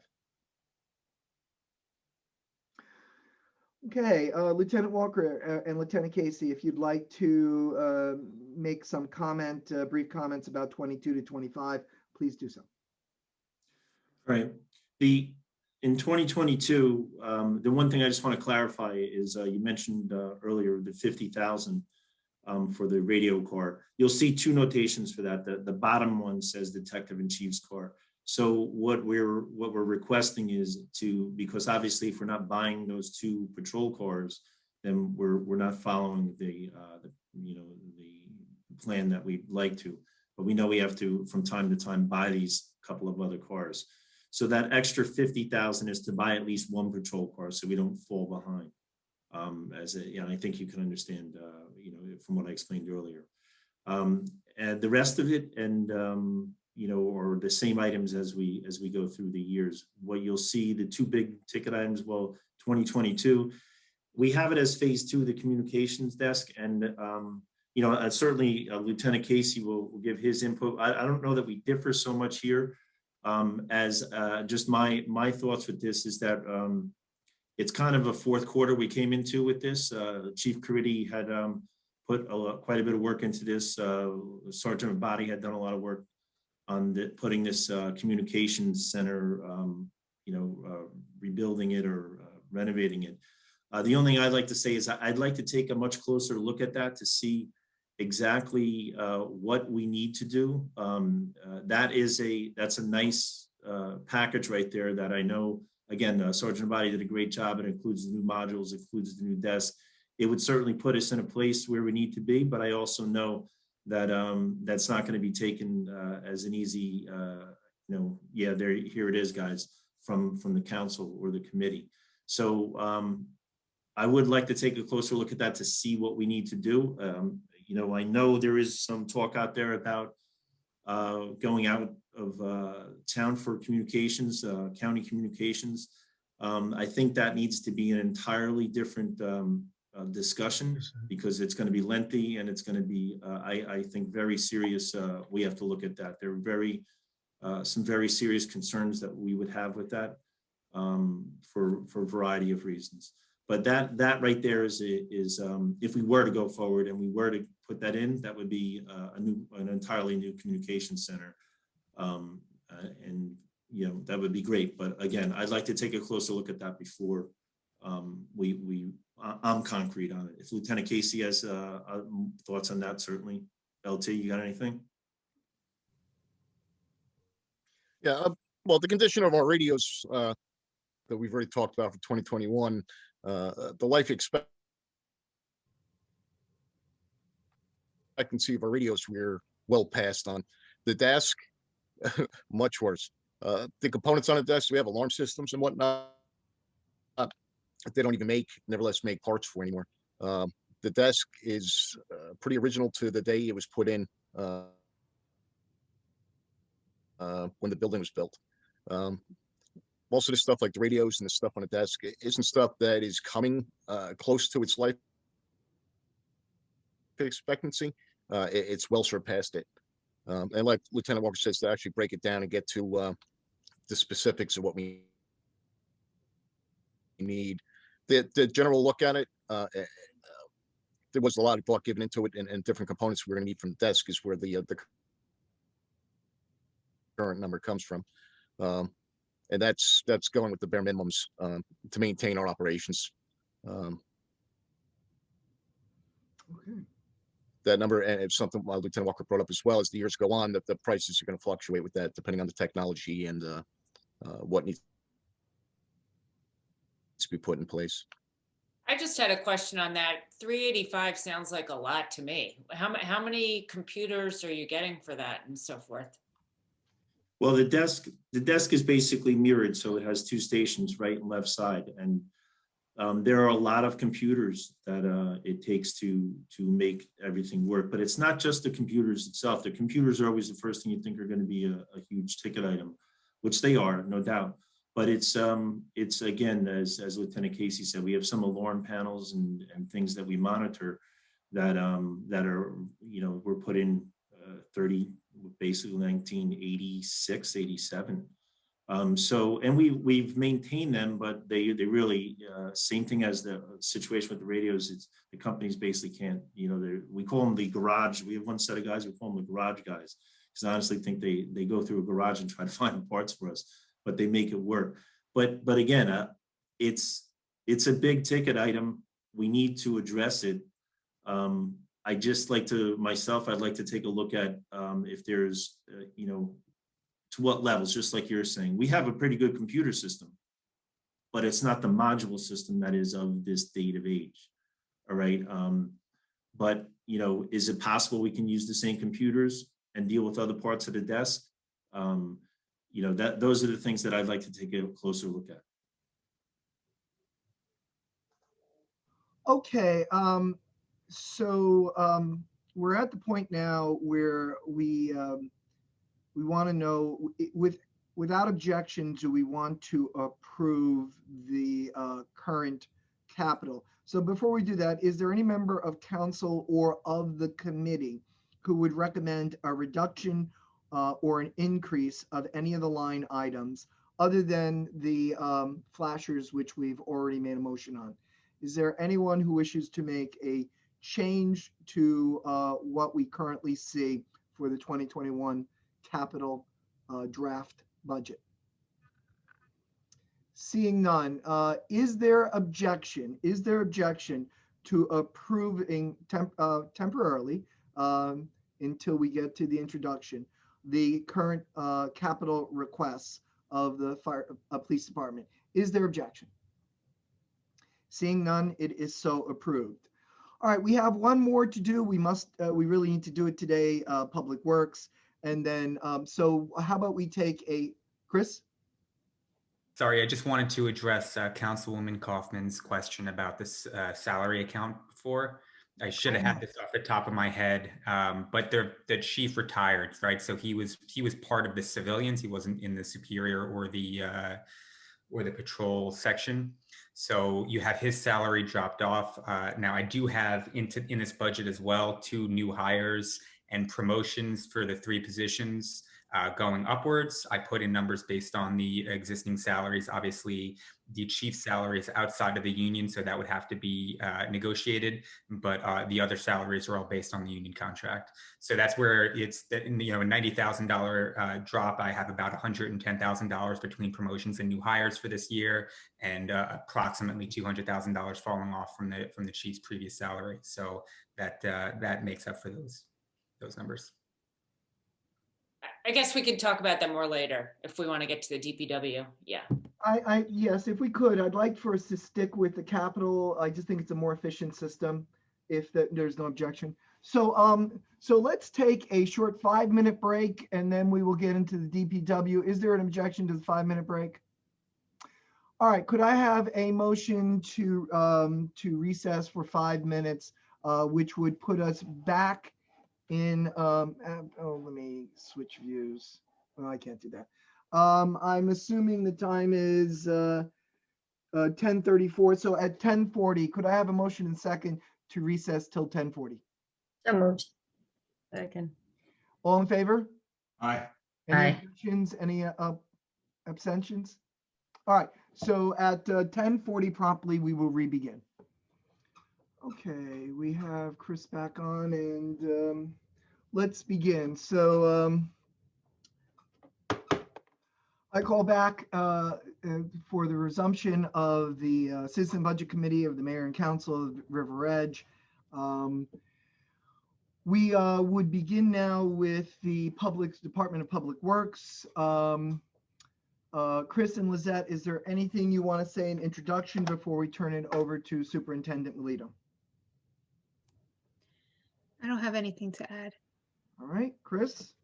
Mayor, nothing to add at this time, but I kind of, so if you look at the screen, I kind of have everything that's related to public improvements on this particular section, because Public Works is kind of a universal department as far as capital is concerned.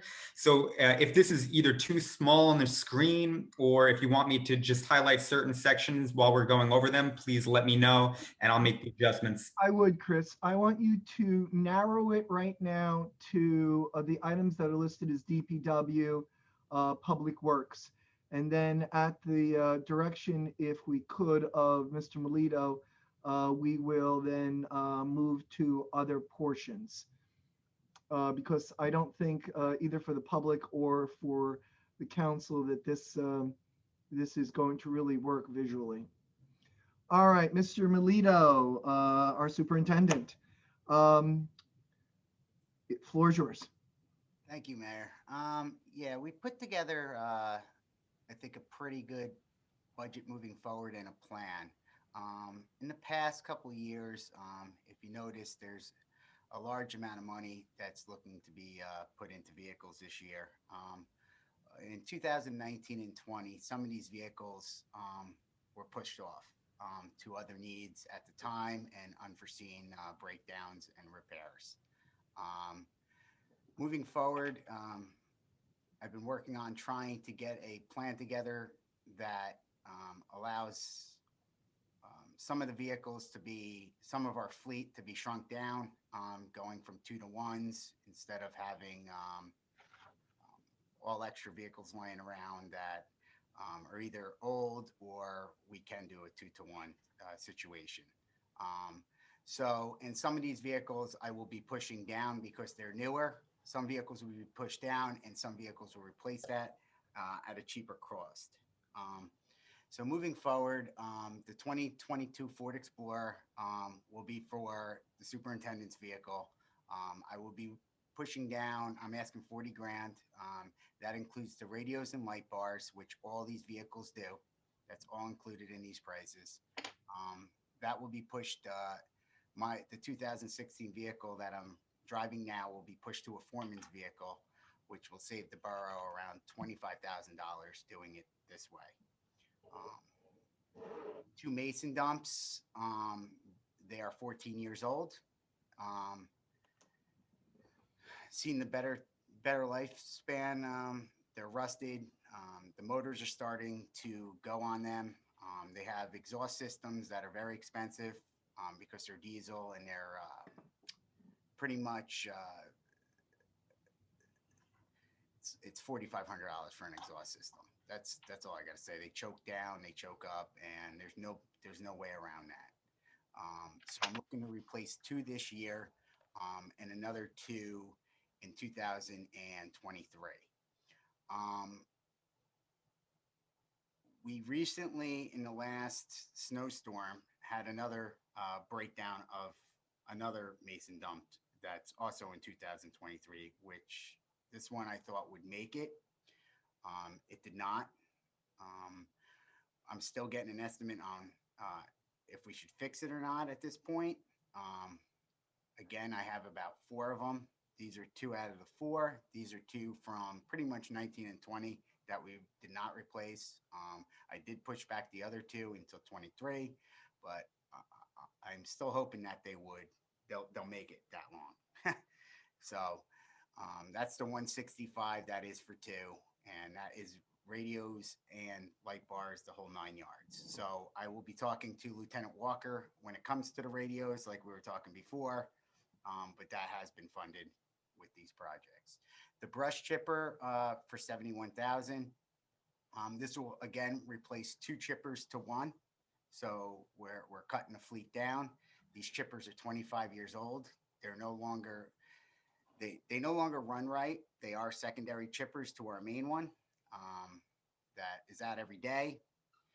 When we do have a storm, we do pull these out, or if the main chipper goes down, we do pull these one or the 2 out. As of right now, they're not POSHA compliant. That's a big problem here. And again, the one doesn't run right, and the other one's rollers are broken pretty much. And the cost to fix them just doesn't. It way exceeds the 71 grand. You might as well replace them because they're not even up to compliance. This would be an add-on to backhoe. The reason why I say that I'm looking to add this on, recently we've been having with the roads, with trees and ditches, with snow plowing, with pretty much everything. The backhoe would save enormous amount of time. Pulling trees out. It'll also save on people's backs. They get down into the ditches and log all the logs out. This has a thumb on it. It would be able to pull the trees clear in our flood zones. It also helps us with bigger areas that we have to patch. As of right now, we pretty much cut the area and jackhammer it to make a proper patch on the roadways. This will also help us on smaller jobs with drainage. Adding in drains here and there, whether it's new ones, old ones, and helping us with the whole stormwater part. The other thing is it would assist us in snow removal. We will be getting a pusher on this, but this unit could stay in the yard while the 2 loaders are out actually doing the job. It'll also be a backup for those 2 loaders. Again, this is a good thing to have. It saves a lot of time, which would save money in that end. Plus, when we talk about some of the sidewalks that we own throughout the borough, I'm not saying ADA ramps, sidewalks, it'll be a little easier to remove them, replace them. You're in and out instead of standing there jackhammering them and pretty much wasting manpower and hours. And again, picking them up by hand. That's liability issues with everything else. The digital camera for inspection system for the 16,000, that's a smaller push-through camera. It's not one of the big ones you see come out of the trucks, like Oradell has, New Milford has, Paramus. This is more or less for our buildings. and some smaller sewer lines. Right now, we get charged about $2,500 for a guy to come out to push these cameras. So as you can see, just around eight times, you make up that difference, and we have it on hand. We don't have to wait, and we can see what's wrong and get the proper people to attend to that need. Sorry to interrupt you, Jason. I think Councilman Gaudier has a question. Go ahead, Joe. Hi, thanks, Jason. I just also wanted to reiterate with the backhoe, we in the past year have allocated funds to replacing sidewalks. We could basically do all that in-house if we had the backhoe. Is that correct? Yes, it is correct to an extent. We can't do ADA ramps, and if we're looking to do anything that is in that realm, I would suggest having the professionals come in and do that with some of our programs. But yes, some of the sidewalk slabs. Like when we replace sidewalks for when trees fell and sidewalks were raised, we could have done that in-house and at a significant cost savings. Is that correct? Well, we could have done some of it in-house at cost savings. The size of that project would have been a little harder, to be honest with you, due to, manpower. Well, we've been working split shifts, and hopefully. But even manpower, if you think about it, after the storms, we remove stumps, we remove trees, we still have to do all that stuff. Plus, the amount we would have been able to do a lot, most of it, but not all of it, because some of it still had driveway aprons involved that were concrete, and some of that stuff. You need to bring in an outside source. Yes, but okay. We would definitely save where I would like to put a sidewalk program in for the smaller areas that we have in town, like along our parkways, or if we have a slab here and there on borough-owned properties. Yes, this would actually help a lot instead of just, like I said, jackhammering and flipping it into a truck. Okay, thank you. All right. Okay, so the digital camera system, pretty much 8 times would make that cost. Plus, we save on time in if sewer just coming out in Borough Hall basement or all that, we can get the proper people in there. The $40,000 is going to be, if you notice, it says 40 straight across. That's not 40,000 every year. That's just going to be a $40,000 emergency line we try to maintain. So if a diesel motor goes in a truck, we're not scrambling for money. We'll be able to take out of that. If we don't use it, I believe Chris can correct me, we'll just be moving that to the 2022 year, to the 2023 year, and so on. Any questions moving forward on the 21 before I get to the 20? Let's just let Chris comment on what you had just said. Go ahead. Yeah, that's similar to the sewer account that we talked about way earlier in this conversation. It's a contingency account. So this is worst case scenario, operating under the assumption that you need all $40,000 every year. If you only use 5,000, then next year we'll just replenish the 5,000 rather than having the 40 in there.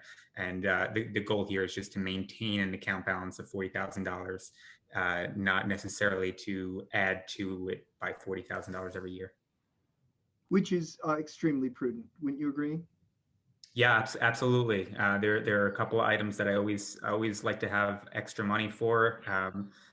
Building repairs, vehicle repairs, sewer repairs, and technology are the big four that come to mind. So yeah, this is definitely a best practice. Councilwoman Bastide has a question as well. Thank you, Michelle. Hi, Jason. Thank you for your presentation. I just had a question about the digital camera inspection system. Is there a training component? Is your staff trained to use that? Do we have to get somebody licensed to use that, or is it no, not a component? It's a component. Everybody will be able to use it. It's a pretty simple instructions. We used them before. We borrowed them from other towns, but recently a lot of other towns got rid of those systems and went to truck systems that do pretty much everything. It's just all of our staff will be able to use it with minimal training. It's very user friendly. Okay. All right. Thanks, Jason. Okay, are there any further, I see a hand, Council President Kanigo, and then and then Al Ruhlman. Thank you, Mayor. Jason, have we explored the possibilities of grants for any of these expenditures? I know that as Councilwoman Bastide had said earlier, there are some initiatives, some green initiatives that are available not only through the county, but the state. I know that there's a lot of things that we're going to be looking at with DPW over the next several years, building replacements in some instances, as well as equipment and so forth. Has there been given any thought as to grants that may be available, and has anything been explored? So yes, actually 2 years ago when I was down at the League of Municipalities, I was looking into the electric side of these vehicles, and I was also looking into the CNG side. That's compressed natural gas. The problem right now with both, they're really new. My problem is with the electric side, we live in the Northeast. We don't live in a warm climate like Florida or California or any of that. The problem is we deal with brine, we deal with salt, and we deal with plowing. First thing is the charge on the plowing. You would be plowing for 6 hours first of all, they can't plow. So far, any of these vehicles like garbage trucks or any of that cannot plow. They all have stator motors in them. So each tire is driven by them. So they wouldn't be able to plow. They also can only go up to 620 something miles. That's without, of course, plowing when they get to that technology. So you would be around 4 hours with the truck on the road, and then you'd have to charge it for about 6. So when you're talking about continuous snowstorms or hurricanes and stuff like that, you would have a fleet of vehicles sitting in the back charging while you need to be out on the road. So, let me just stop you there for a second, because my question wasn't so much as to why are we not using electric vehicles that there may be reasons for, and they're valid. It's more about the grant portion for. Well, that's mostly grants right now. I'm sorry. Okay. No, that's most of your grants right now are your electric vehicles, if you're looking to or your CNG vehicles, compressed natural gas. That's where most of your grants are coming from now. When you talk about just replacements of regular vehicles, we can look into that, especially with garbage trucks when we get down to that level. I believe that's in 2024, 25, and 26. We can definitely look at that. But again, it looks like the state, and Lizette knows a lot about this stuff. It looks like the state is really gearing towards the electric side when it comes to grants, especially now, as we all seen with these one-armed bandits in Bergenfield and in Paramus. They tend to shift their money to the newer and I guess better improvements they are making, or believe the new technology. Well, perhaps this is a conversation, Mr. Mayor, that we should have at council, and I'll just throw it out there because I had the idea, but it kind of ties into what we're doing here today and we'll be doing over the next few weeks. We should consider maybe putting together a grant committee, because I think there's a lot out there that can be looked at to help us defray some of these costs, and it's not just necessarily with the electric vehicles. There is for all sorts of facilities improvements. There are grants out there, and I know that DPW is going to be coming before us and asking us for money, and we'll see more as we proceed. But I think this is a good idea, but I do want to emphasize for the public, we do look for grants. It's not that this is a new idea, but it's an idea that we revisit on a regular basis. And I think that's what the council president's recommending, that we revisit the idea of a grant committee. I do know that the different departments explore grants on a regular basis. And Council President, if you would take the initiative and have a conversation with our BA and our CFO prior to the council meeting, so that we might come prepared to discuss the grant opportunities that are currently on the horizon. Would that be acceptable to you? yeah, I'll be very happy to do that. Thank you, Mr. Mayor. You're welcome. You're welcome. I believe Mr. Roman, you had a question or comment? You're muted. I'm sorry. The question is probably more for Kristen than you, Mr. Mayor, but this emergency vehicle repair, this contingency account, is this in fact the capital expenditure, or is this something that should be more in operations? Something that's the reason why we've got engine and transmission in the in parentheses there is this would only be for major vehicle repairs. All the normal maintenance would be in the operating account. In order to qualify for as a capital expense, it would have to have a useful life of at least 5 years. So engine, transmission changes, things like that. I understand that. I just don't, I mean, if it's just something that's going to be used to replace something, does it, can it be carried over from year to year to year, I guess is my question. The capital ordinances are perpetual.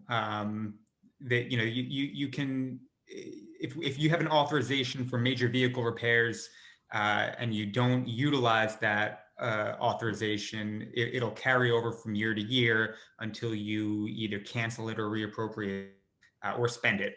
So the balances will carry over. This is to a point that I had made earlier in our conversation in the beginning of capital. This would be a scenario. $40,000 is small relative to the size of our capital budget, but this would be a scenario where I'm not borrowing the money up front. We just have the open authorization, so that when we need to issue a purchase order, we do have an account to apply it to, and then we would be able to fund it from there. But I understand it now. Thank you. You're welcome. Councilwoman Montesano Cohen has a question as well. Thanks, Michelle. Hey, Jason, first, thanks for everything you did, and the presentation was great. Just a question on the Ford Explorer. Is the 2022 the model year? What are we looking at in the entire, throughout the other ones as well, 2023, 2024? Are we talking about model years here? Yes, those are model years. That's what they will be replacing. Is I have that sheet for you if you need it. They're really replacing anywhere from 2006 to 2008 vehicles right now. Usually their life expectancy on all these vehicles are about 12 to 15 years on the small Mason dumps and pickup trucks. If there is vehicles here that we have that are 1997, but I'll talk about that a little bit later when you get into the 2023. But yes, they are this year's model years. That's when we're expecting to replace them. I see. Okay, thanks. Sorry, Councilwoman Bastido also has a question. Nope, I'm good, Michelle. Thank you. So when you see 2024, hold on. Michelle, this isn't working. Either you have to call on people or I have to call on people. Why don't people raise their hand and we do this? Mr. Barberi, your hand is up. Go ahead. Thank you, Mayor. I'm a bit dated with this, but there was a law in the past. It was used by a Passaic County municipality. And this is a thought to relieve some of the burden on our, and I'm going to say this, quote unquote, top-notch services, focusing right now on our DPW. I've been here a long time. You guys are getting an A+ as an educator myself. There was a law, again, to relieve the burden spring, summer, and fall on our park, grassy area, bushes, etc. areas, park areas. Whereas in borough landscapers would maintain it. And as a trade-off, they would put a sign that this area / park, whatever is designated, is maintained by the XYZ landscapers. Just a thought to throw out whether or not that's feasible, would be maybe considered. I just want to throw that out for information's sake. Thank you. Welcome. Any other member wish to speak at this time? Al, your mic is still on. You need to mute that. Okay, not seeing anything in the participant list and not seeing any hands on the camera. Is there any member of council or of, let's deal with this piece by piece. Let's deal with just this portion of the budget. Is there any member of council who wishes to revise the proposed 2021 Public Works budget by either removing items or by amending items? Nothing in the participants list, no hands up there, no hands on the screen. All right, then, is there objection to accepting the 2021 proposed budget of the Public Works? Seeing none, it is so approved. Now, it is now 11:05. If it's possible, I'd like for us to continue at least to another section that Jason would be commenting on, and move till noon as a closing time. But I'd like some input. Please raise your hand either in the chat, in the participants, or please raise your hand in the screen. Okay, not seeing any objection. We will run to noon and then we will continue. We will need to ask the police and the DPW come to our next meeting because, as Councilwoman Kaufman had mentioned, and as I know we all want, we do want to talk about the operating budget. And today we're only going to be able to do capital. And I believe that we will not get to all items on the capital. Mr. Melito, do you wish to move to parks and fields, roads and sidewalks, or facility improvement? My recommendation to you would be roads and sidewalks, but I trust in your judgment. Yeah, roads and sidewalks. Okay, Mr. Chris Tagliaglia, would you please bring up that portion of the budget, roads and sidewalks improvements? And Jason, are you leaving us? You're muted. Okay, go ahead. No, we're good. All right. So roads and sidewalks improvement, Mr. Melito. Okay. This year, I was tasked with putting together a road repavement program for the next 15 years. I believe a 15-year program. The streets in the last couple of years have really deteriorated due to, getting the borough to, I guess, a proper place.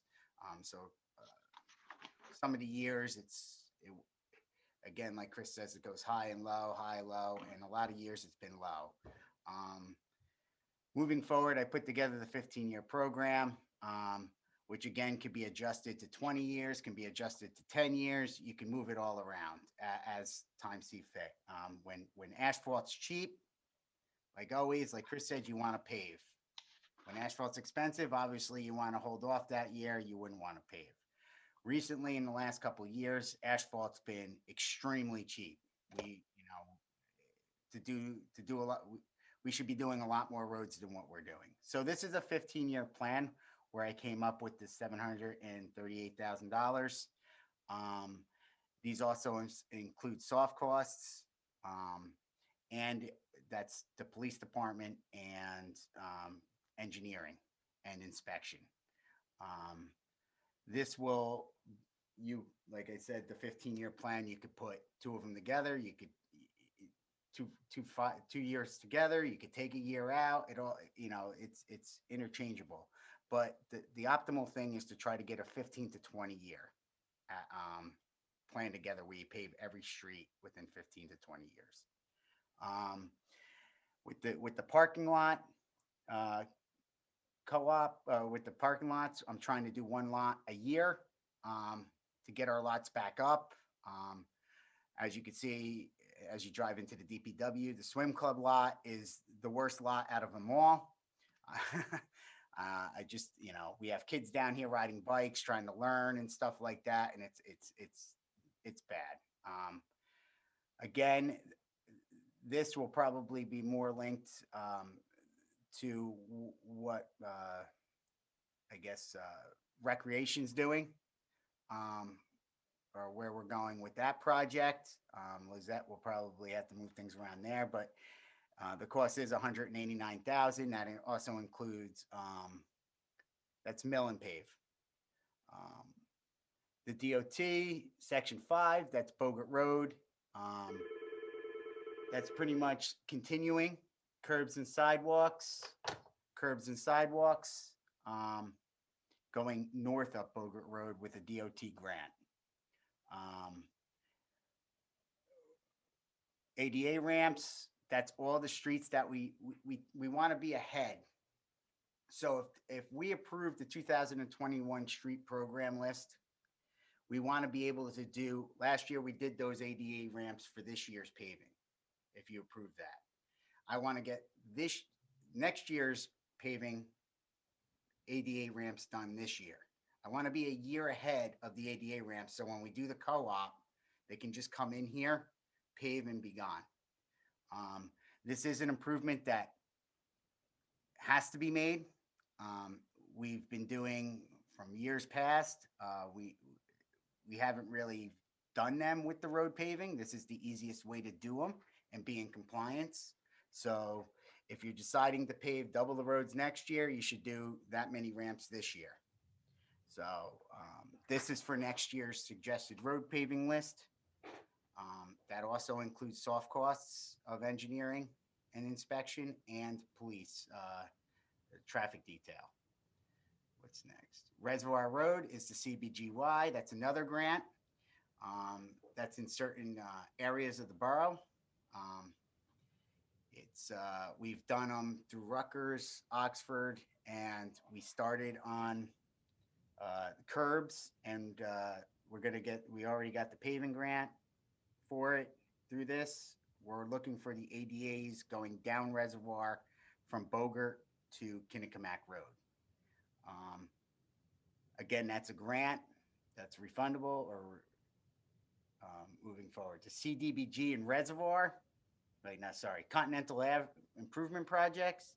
This is the discretionary grant that we've got awarded to do the storm water line under the road, the Volt they call it, and to be able to improve the sidewalks, curbs, and roadways, pretty much from Elm Ave to Millbrook. Again, this will also, like we talked with the officers, this puts the pedestrian flashers that we were going to do this year into this project. That's why those flashers didn't have to be funded. So that'll be all added into this Continental Ave project from Elm and Continental all the way up to Millbrook. What's next? The library parking lot, that's going to also be added to that project. That's why it's highlighted, I'm assuming. Lizette can chime in. That's going to be added to the project to pave out the lot. Because right now all we have is a base coat on it and it's not completed. Since the community center is now put on hold, that has to be done moving forward. Any questions? So any hands, any questions, any comments? President Knigo. Michelle. It is, either you have to run the meeting or I have to run the meeting. Which would you like? I don't know. I thought you had asked me to run it No. in terms of commentators. Yeah, but I can see the raised hands. It just You didn't mention it. calling on the same people, it becomes problematic. Okay, you didn't see it, so. Yeah. All right. Council President. Okay, maybe it's because we've been going at this for a few hours, but I'm confused. So let's begin at the top, because we have about $4 million here for 2021. The 740,000, is this a yearly nut that we're going to be looking at for the road program, or is this total over the next 15 years? That's the total nut for this year. Now, again, I put together a 15-year program, so it averages around that amount of money as we talk now. That's with asphalt lower, that number could be lower. I did it on an average of the highest asphalt because you don't know where petroleum products are. So you always want to budget. And is this number in accordance with what we've been spending yearly? No, it is not. So this is a fresh new $740,000 that we're spending this year. Yes, this is a 15-year plan. This is based on all the roads and all the tonnage of asphalt you have in town broken down to 15 years at a price per ton of what an average is. This, like I said, though, this could be lowered, higher. Again, when asphalt's low, you want to go with this. So if you could do this one next year, now what I'm trying to do is get ahead. A lot of these streets are bad. So what I'm trying to do here with asphalt low, and like Chris said, with the percentage low on your loan, you try to get ahead. You try to pave as much as you can. So next year, if asphalt or petroleum products and everything skyrocket, you could sort of back off for that year and the following years. That's why I say it's a 10 to 15-year plan.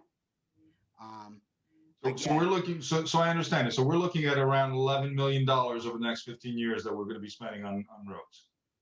Yes, but some of these are, yes. Okay. That's your total road program. But like I said, do you have a ballpark of how much we spent over the last, say, 5 years? I think it was around 1.2. 1 year you only did 150,000 that got a road done. Okay. So, we're starting to play. So everybody understands we're starting to play catch up because it hasn't been done in a few years. Is that right? Exactly. We were, again, it was the highs and lows, and then we ran the lows a lot from 2010 to 2015, 16, and then we went to a higher, and then we went back down low, and now we're back high. Last year we started coming back up. We're taking advantage this year because of low interest rates plus low costs on asphalt. So it really makes sense for us to make this move, even though it looks like it's a big hit for us that we haven't had for the past couple of years, right? Yeah, exactly. So if you take the big hit this year and next year asphalt's high, obviously you're going to say, let's back off for this year because it's high. Then the following year, if it goes back low, or, you're playing pretty much the market on how much it is up and down. My only other comment is on the second item, the KBG Swim Club parking lot. I would suggest that perhaps we remove this item because of what we're planning to look at, and we haven't really started yet, but we're planning to look at a construction project at KBG Field that would necessarily require a lot of heavy equipment.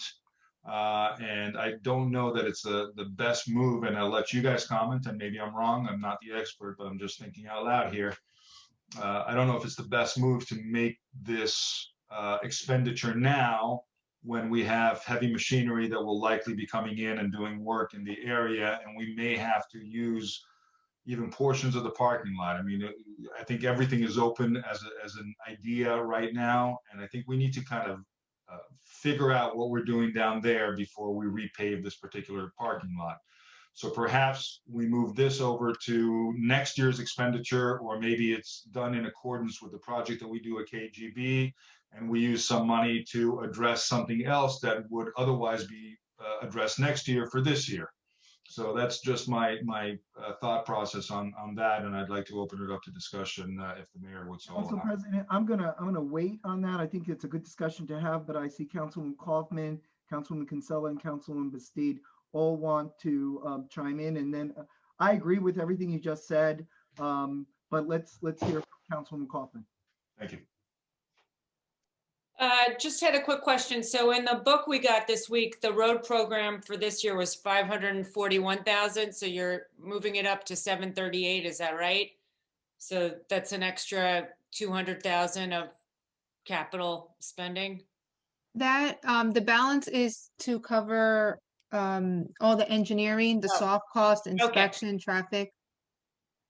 And if I just may add, with regards to the KVG Swim Club parking lot, um, even though that's part of the Riverside Co-op specifications, it won't be part of the base bid. It's part of the alternate. So you are not mandated to award that section. It's just to see where the numbers come in. If you want to move forward with it, fine, it's part of the specs as long as the numbers match what we have appropriated or less. Otherwise, you have the option of saying, no, we're just doing the roads. You're not beholden to move forward with the parking lot. So just as a comment, and we're gonna go to, if Councilwoman Indira and Councilwoman Bastide Kinsella don't mind, I'm gonna jump to Chris in a second. But just to remind the council and the public and the committee, our $93 potential tax increase, about 25 cents a day or what it might be on the average home, is including this. So removing something, as Mr. Ken Krausheimer said, would be about 1 point. So we would be reducing from the 93. We would not be increasing from the 93 because this is all currently worked into the $93. So just wanted to remind everybody that. Councilwoman Kinsella and Bastide, do you mind if I jump to our CFO before I come to you? No? Okay. Chris. Thanks, Mayor. Just a quick comment on what Lizette just said. It's an alternate bid. So if we are going to include this in the bid document, then we do need to appropriate it, because if we don't appropriate it as part of the ordinance, then we won't be able to award it. So the appropriation has to exist before we award the bid. So that determination, we would need to make that determination on whether we're going to exclude this from the ordinance before we prepare those bid docs, so that we're not advertising for something that we don't have the means to award. So Chris, just for clarification for the public and for the council, we could leave this in knowing full well that it would be something we could remove, and therefore that that appropriation could then be moved next year, or we could be using it in the future year. Correct. So the way that this will be, the ordinance portion of this would be worded would be 2020 road improvements and parking lot upgrades. It would most likely be relatively vague in nature, where you would be able to use it as long as you update the road program that you have on file in the clerk's office. You also have the option to, if you leave it in the ordinance now, you have the option to cancel it from that ordinance if you choose to do that as well. So we're going to go Councilwoman Kinsella, Councilwoman Bastide, and then back to our superintendent. Thanks, Mayor. Hi, Jason. Just a quick question on the 738,000. Do you know how many roads that actually does? Got it right here.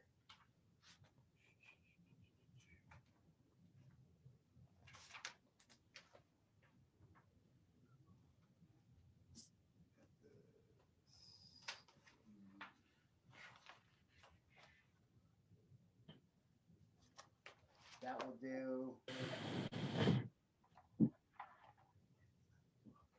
That will be 13 roads.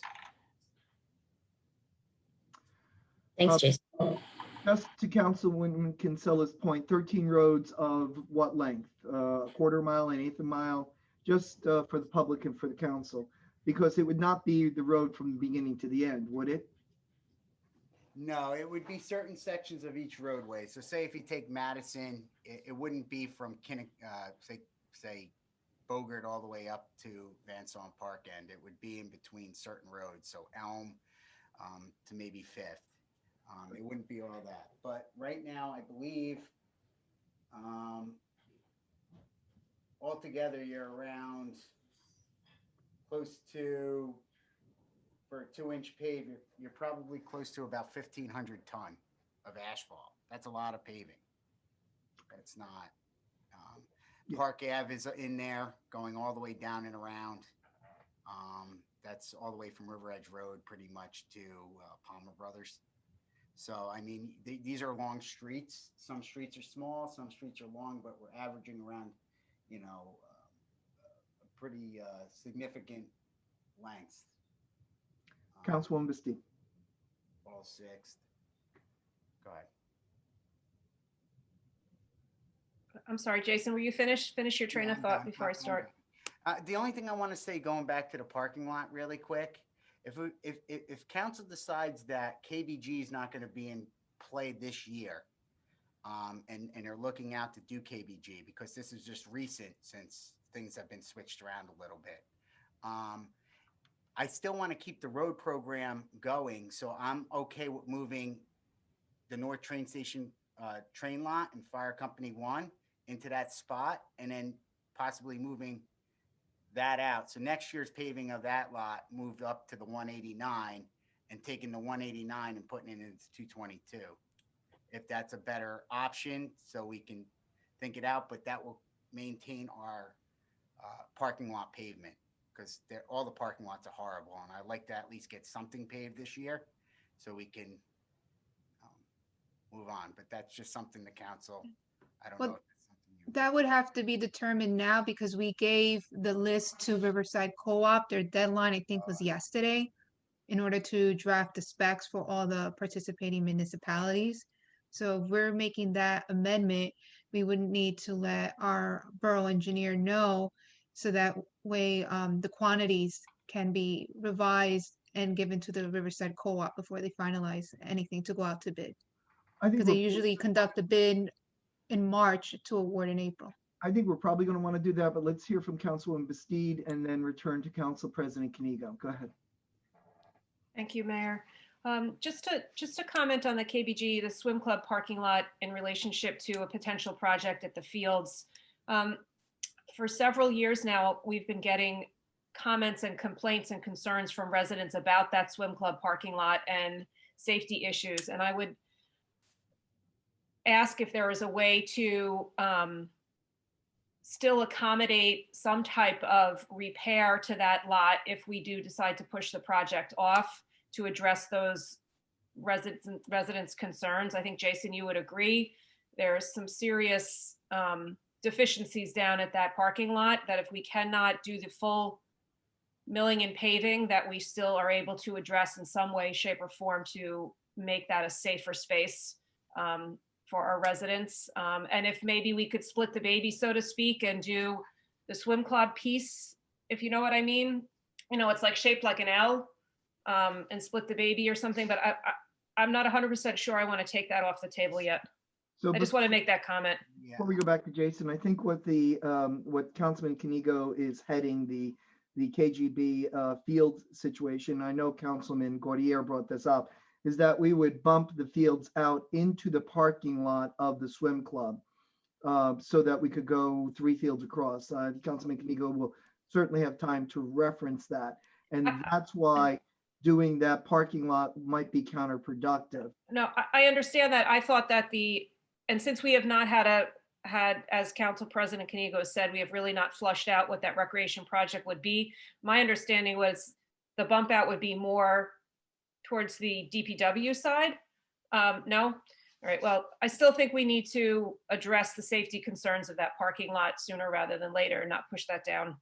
So before we go back to Councilman Kanigo, we'll go to our superintendent to address your concerns, Councilwoman. I agree with you. This has been on and off the table for 7 years. We've continually tried to patch it constantly with bigger patches. Being so close to the river, a tidal water, you get a lot of water that comes up on it and just destroys anything that we do in no time, especially down by the boat launch end. It's so far gone that it's not cost efficient to bring somebody in to either skim it or mill out sort of certain sections and try to fix it. You would be spending more money than what it's worth just to try to band-aid something for a year. Again, I agree with Councilman Kanigo. If I guess if we're moving the project from where it was gonna be back down here, and there is gonna be a significant, I guess, construction project in this, because moving all that stuff out and squaring up and moving curb lines, it will mess up what we just paved and spent. What I could try to do is have my guys out there, of course, and try to, again, patch it for the year, with the understanding moving forward, whether next year, at the end of this year or next year, we have a plan to move forward with the KBG. I just don't like going back now to Councilwoman Bastide. I just don't want, we can't have this go away much longer. Like if we do it this year and patch it, if that's the decision this council makes, I'll do my best to patch it. But, you know, again, it's a liability issue. And it's again, that's recreation. This is DPW. So I want to pave it, but I know there's a project on their end that they want to change a lot of stuff. So again, it's going to fall under how you guys want to do this. Okay, I'm going to recognize Councilman Kanigo in a second. I just want to say that I'd just like to comment that I think it would make sense for us to move this 189,000.2 to one of the other parking lots, make sure that the rec moves forward with the KGB, and then we would and then include parking lot repavement of the swim club as part of next year's budget, or more properly part of the KGB refurbishing. But Councilman Kanigo. Yeah, first of all, and with all due respect, Jason, I think you misspoke there when you said it's a liability issue, and let's not go there. Let's let It's not. Let's let that go. I don't think it's a liability issue. It's certainly something that needs to be addressed. And to Councilwoman Bastide's point, I assure you and I assure everybody that it will be addressed. My only point, as the mayor correctly recognized, is that if we spend close to $200,000 this year to redo the parking lot and beat it up later this year, we will have to spend another $200,000 redoing it next year. So I don't think we should be doing that. I think we should move it, patch it up for now as best as we can. Again, we're not looking to push it off ad infinitum here. But since we are looking to start and, hopefully very soon complete a sizable project down there that may or may not involve the parking lot, but it's certainly something that's on the table. It will involve very heavy equipment that will be moving through the parking lots. I think we just need to, be smart about it, and let's do some other project this year, and then let's move that to next year with the understanding that next year, we will address it and make this a priority. And I promise that from my end, that certainly will be a priority at that point. But I just think because of what we're trying to do, it doesn't make sense. I think we're just going to be expending money that will be wasted if we do it this way. So that was my only point, but I certainly understand everything Councilwoman Bastide said, and I'm in agreement with it. I'm just 1 year off on that. Okay, I don't see any hands up, but we'll give it a moment. Are there any hands up to enter into this debate? So I'm going to make a motion that we have Councilwoman. I'm going to ask for a motion that we have Councilwoman, that we have our BA, our engineer, and our superintendent switch out the KGB Swim Club parking lot for the next 1 or 2 items that would be equivalent to the ticket amount, and that we consider the KGB parking lot part of the overall overall KGB revitalization. But if it's not done, if nothing else, that it be done next year as a priority. Is there a motion towards that end? So moved. Is there a second? Second.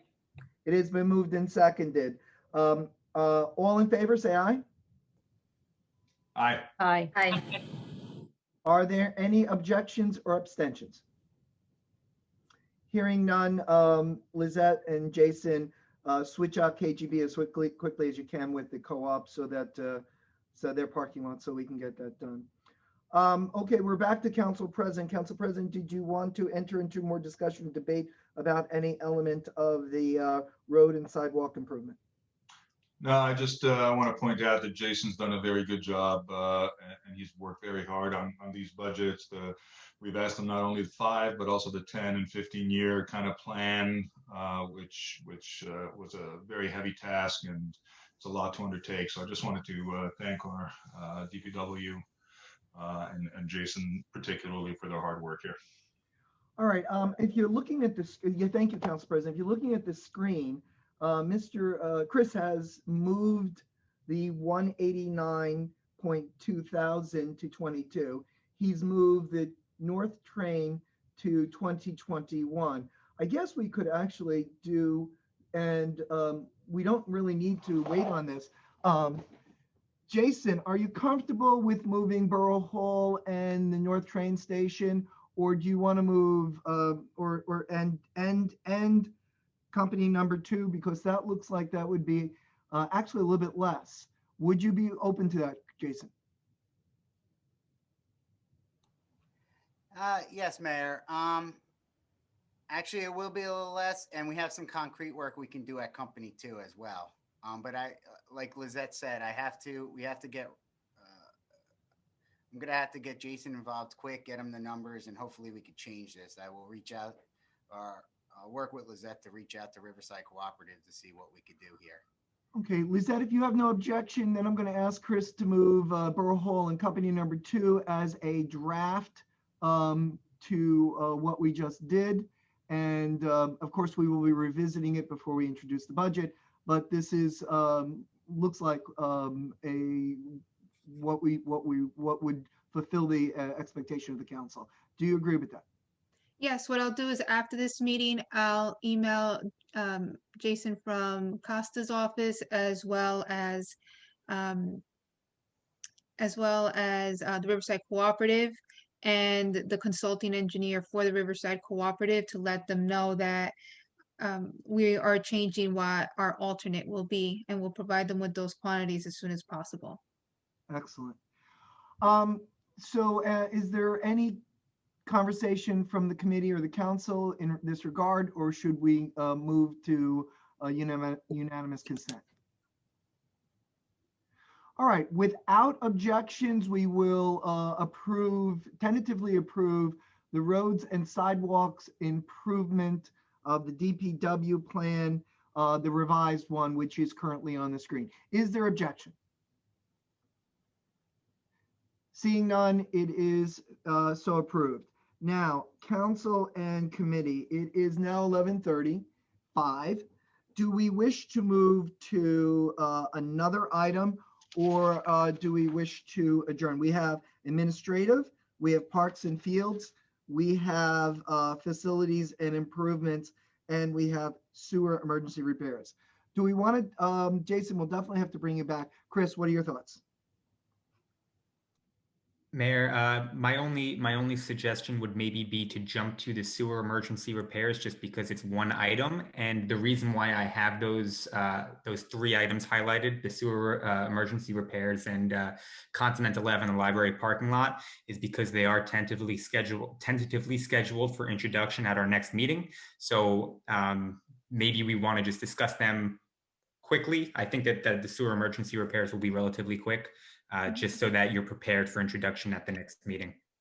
So without objection, we will move to the bottom of the second page, sewer emergency repairs. Is there objection?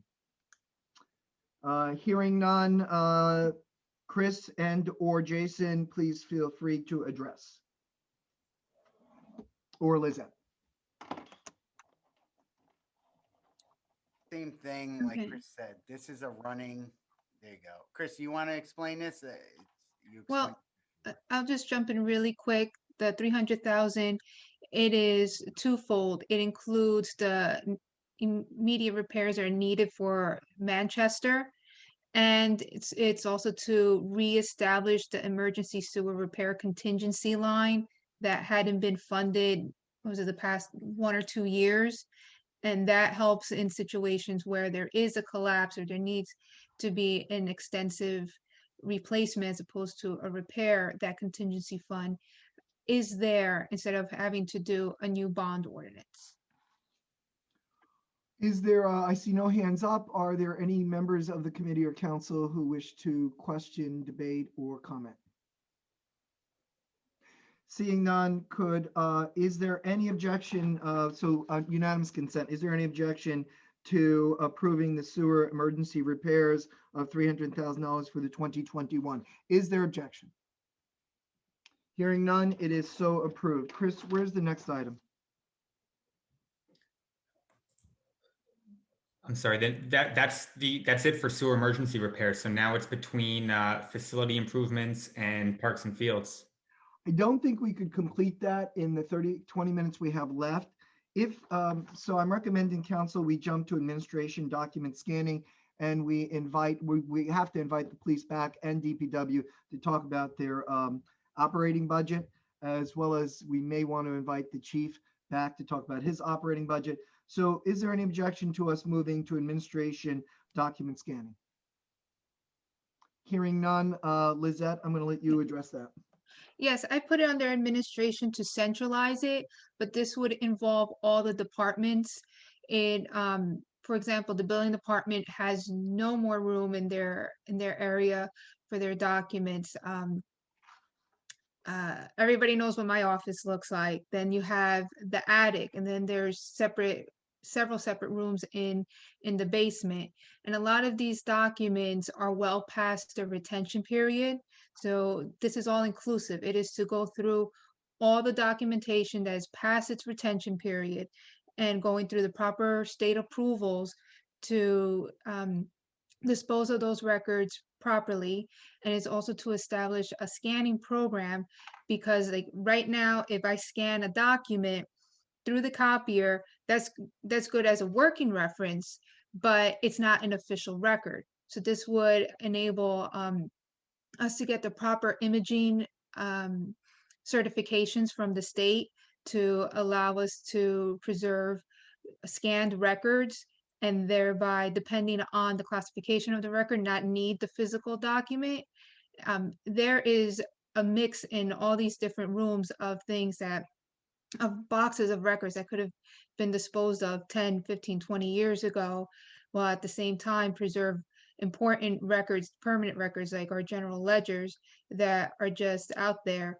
And once and it will drop off. This is all inclusive of all the departments. And then once it has been established and there is a records inventory, then it will be easier to maintain, go through the destruction process.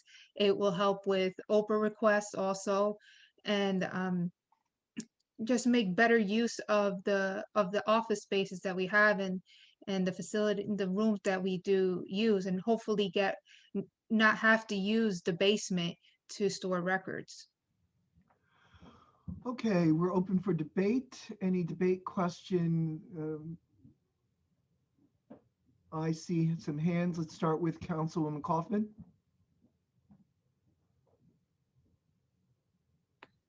I'm sure you've looked at this, but it just seems like a lot of money to me. And I had heard that there's stuff in the attic from like 1870.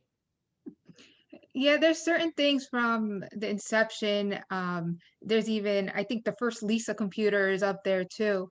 One vendor came and provided a price quote of $90,000 just to do the building department records. This would be looking at most of the records of Borough Hall, and it's planned out for 22, 23, and then drops off to expand over to DPW records and then expand over to police department records, because depending on the department and the document, the records retention can range from, you could get rid of it in 3 years to, I know like certain police records, you have to keep 75 years. It all averages out differently. And usually even though we will get rid of a lot of stale documents, the soonest that we can get rid of most documents have a 3-year retention period. So there will constantly be a storage problem, but if we could move towards some type of imaging system, it should alleviate that, especially with the square footages that we have to work with. Okay, so 50,000 is the least we can do for 1 year. Yes, I went through, there was one vendor that came last year. I confirmed the information, and this would be going through a cooperative. And like I said, the longer there's something, the longer that we wait and we continue to store, it'll just become more expensive over time. And if there is some type of flood or fire or whatnot, and you didn't go through the records retention process, you have to spend money to recreate those records, even though you could have gotten rid of them and didn't do so. And I've seen those costs, like freeze drying records, could be in the six figures. Thank you. You're welcome. Okay, Councilwoman Kinsella, and then Lieutenant Walker, and then Mr. Barbieri. Thanks, Mayor. Lizette, I think you probably answered this already, but just to be clear, the total cost is spread over these 5 years. No, it's each of the 5 years, it does change. So to get the first 50,000 will handle most of Borough Hall, and then the next would end up being like Borough Hall, DPW, police. And once the first couple of years have been done and we could establish some type of system, then 23, 24, 25 can drop off even more. Or it could just be, instead of indexing and destroying, because that's something that departments can do once they're established, it would be digitizing records, especially for the building department, since they have all these huge plans that you can't shrink to an 8x11. Got it. And does this cost include storage? It's to make use of our storage here in Borough Hall and the Borough facilities. And what this company does, they store it in a hard drive for us, as well as the cloud. So there's a lot of redundancy in the event there's a virus that attacks the hard drive, or there's some disruption with the cloud. There will be a way to retrieve the record no matter what. Okay, thank you, Lieutenant. You're welcome. Okay, I think Lieutenant Walker was next. Yes, I just want to mention, I did briefly talk to Lizette about this, and the police department would definitely be on board with this. Our basement is, I just moved about 15 boxes down there last week from the Records Bureau, and it needs to be completely reset just so we can move in there. Our records do go anywhere from 3 years to a lifetime, but there's a ton in between there that we could purge if we do it properly, as Lizette said. And we really just ran out of space. We also ran into the problem that Lizette pointed out, that our records are, the storage is underneath the garage. And when the building was originally built, they didn't seal the floor properly. So we ran into that problem of flooding that affected many of the records. That was a huge project many years ago to remedy in the way that we had to. So I just want to say that we would definitely benefit from this, and it's the right direction, I think, to go in. Anthony? Yes, thank you. Several years ago, when I worked for a living, I researched a company called FileBank. They were based in Patterson, but they may not still be there. I've seen them advertised on cable.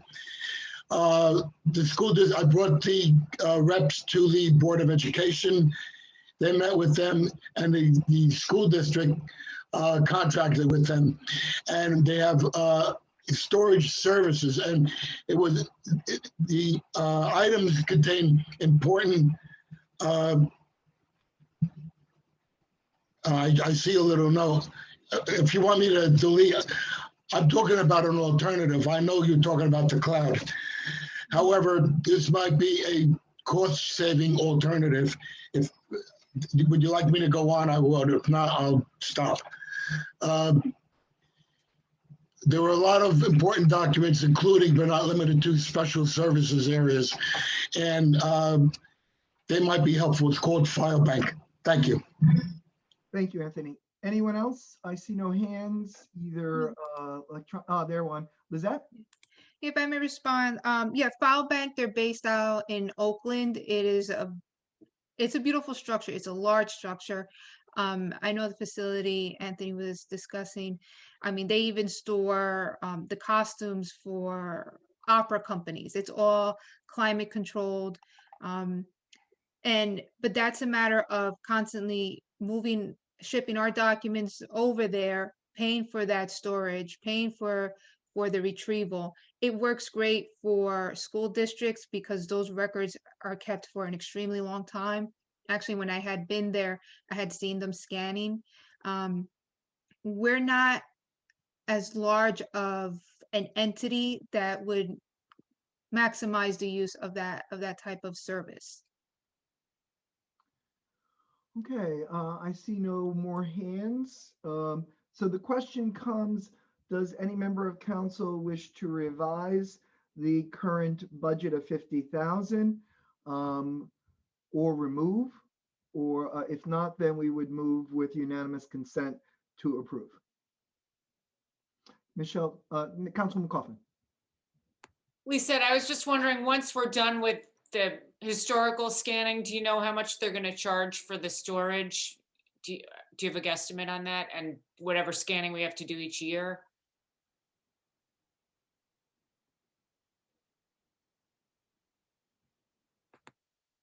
Lizette, you're muted.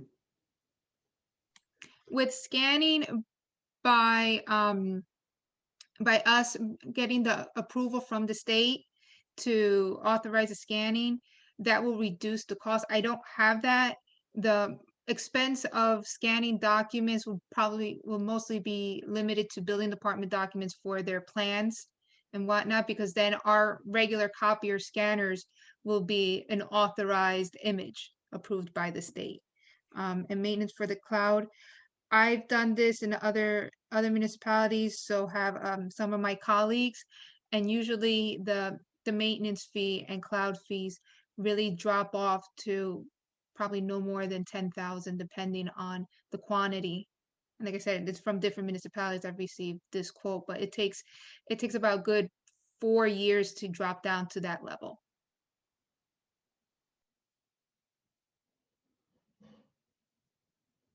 Is that good, Councilwoman? Yes, thank you. Okay. Chris? Thanks, Mayor. I can add a little bit to this. Obviously, a big part of what I do is working remotely and getting rid of paper and really trying to bring these positions into a more modern state. And I work with a couple of municipalities who do this. And the ongoing costs that they, depending on the level of integration that you're looking to obtain, and this might be a long-term conversation, but the direction that everything is heading is everything is going to be cloud-based. Everything is going to be accessible by the public. I have municipalities that have this. They pay for the software. They have everything scanned. They went through all the approval processes. And at the end of this meeting, or at the end of a council meeting, when the minutes are drawn, when the resolutions are all signed, they get scanned in, and they immediately go to a repository on the website that they're accessible to the public. And over time, you'll end up paying a little bit more in software costs and storage costs, but you'll be paying less, or you'll have more efficiency in terms of workforce, not going through boxes and scanning documents and emailing them and sending them out. So there's a little bit of a trade-off. I don't see a big cost savings immediately. Because obviously you're doing nothing to doing something, and you're gonna be paying for that. But the overall efficiency over a number of years is going to be dramatic. And once you have that infrastructure, you can really roll it out and do a lot of great things. I have municipalities that are inundated with Oprah requests, and they just put all the Oprah requests right on the website. That way, when there's duplicate requests, you can just direct them right to the last time somebody requested that information. And you can make it, a lot of things like that you can make almost automated for residents. Mm-hmm. Any other comment? All right, so without objection, unless there is objection, We will be approving it as 50K, but before we get, and well, let me rephrase it. Let me ask again. Anyone wish to revise or remove? All right. So without objection, we would accept the 2021 administrative document scanning budget item for 50K. Is there objection? Abstention? Denial. All right. Now, I need to apologize to Councilman Kaufman. We're about to move to the part that I do want her to moderate, and I was unclear. We're about to open to the public, and whenever we do that, I asked Councilwoman Kaufman to cover that, but there was a miscommunication, and it was my fault. And I apologize, Councilwoman Kaufman, for that miscommunication. No problem. All right. So we're now going to, I think we only have 2 people, but that doesn't matter. So we're now going to open to the public. Can I have a motion to open to the public? So moved. And a second? Second. It has been moved and seconded. All in favor, say aye. Aye. Aye. Are there any abstentions or rejections? Okay, we're having no no's or abstentions. We are now open to the public, and Councilwoman Kaufman, if you could moderate that for us, please. Sure. So if anyone has a question, either raise your hand or type it in the chat box and I will allow you to speak.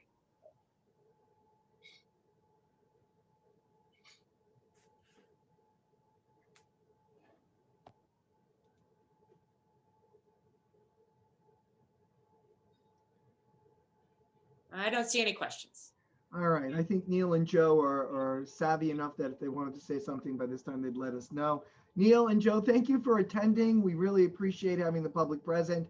Of course, I'd like to mention, oh, I'm sorry. Could I have a motion to close to the public? So moved. Second. It's been moved and seconded. All in favor? Aye. Aye. Aye. Any abstentions? Hearing none.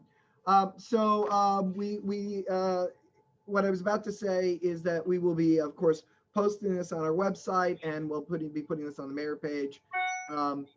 It is now 3 minutes to 12. We did well. We will be meeting next week at 8 a.m. Right, Councilman Kaufman? Yes. So we will need the fire department and the police department and the DPW to be present to talk slightly about their budgets.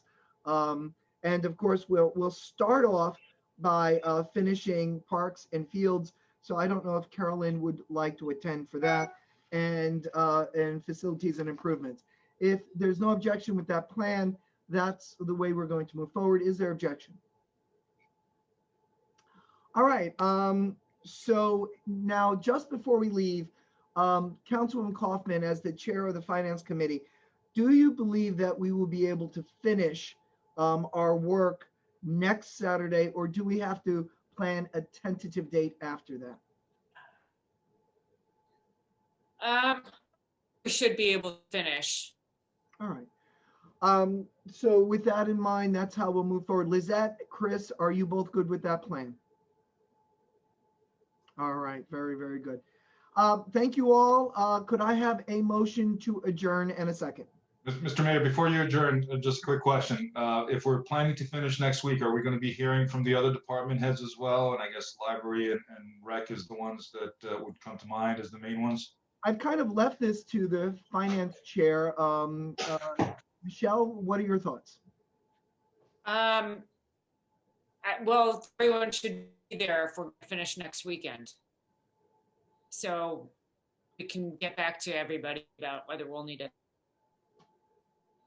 So Lizette, can you make sure that the other department heads are invited? And Michelle, of course, you'll send them panelist emails.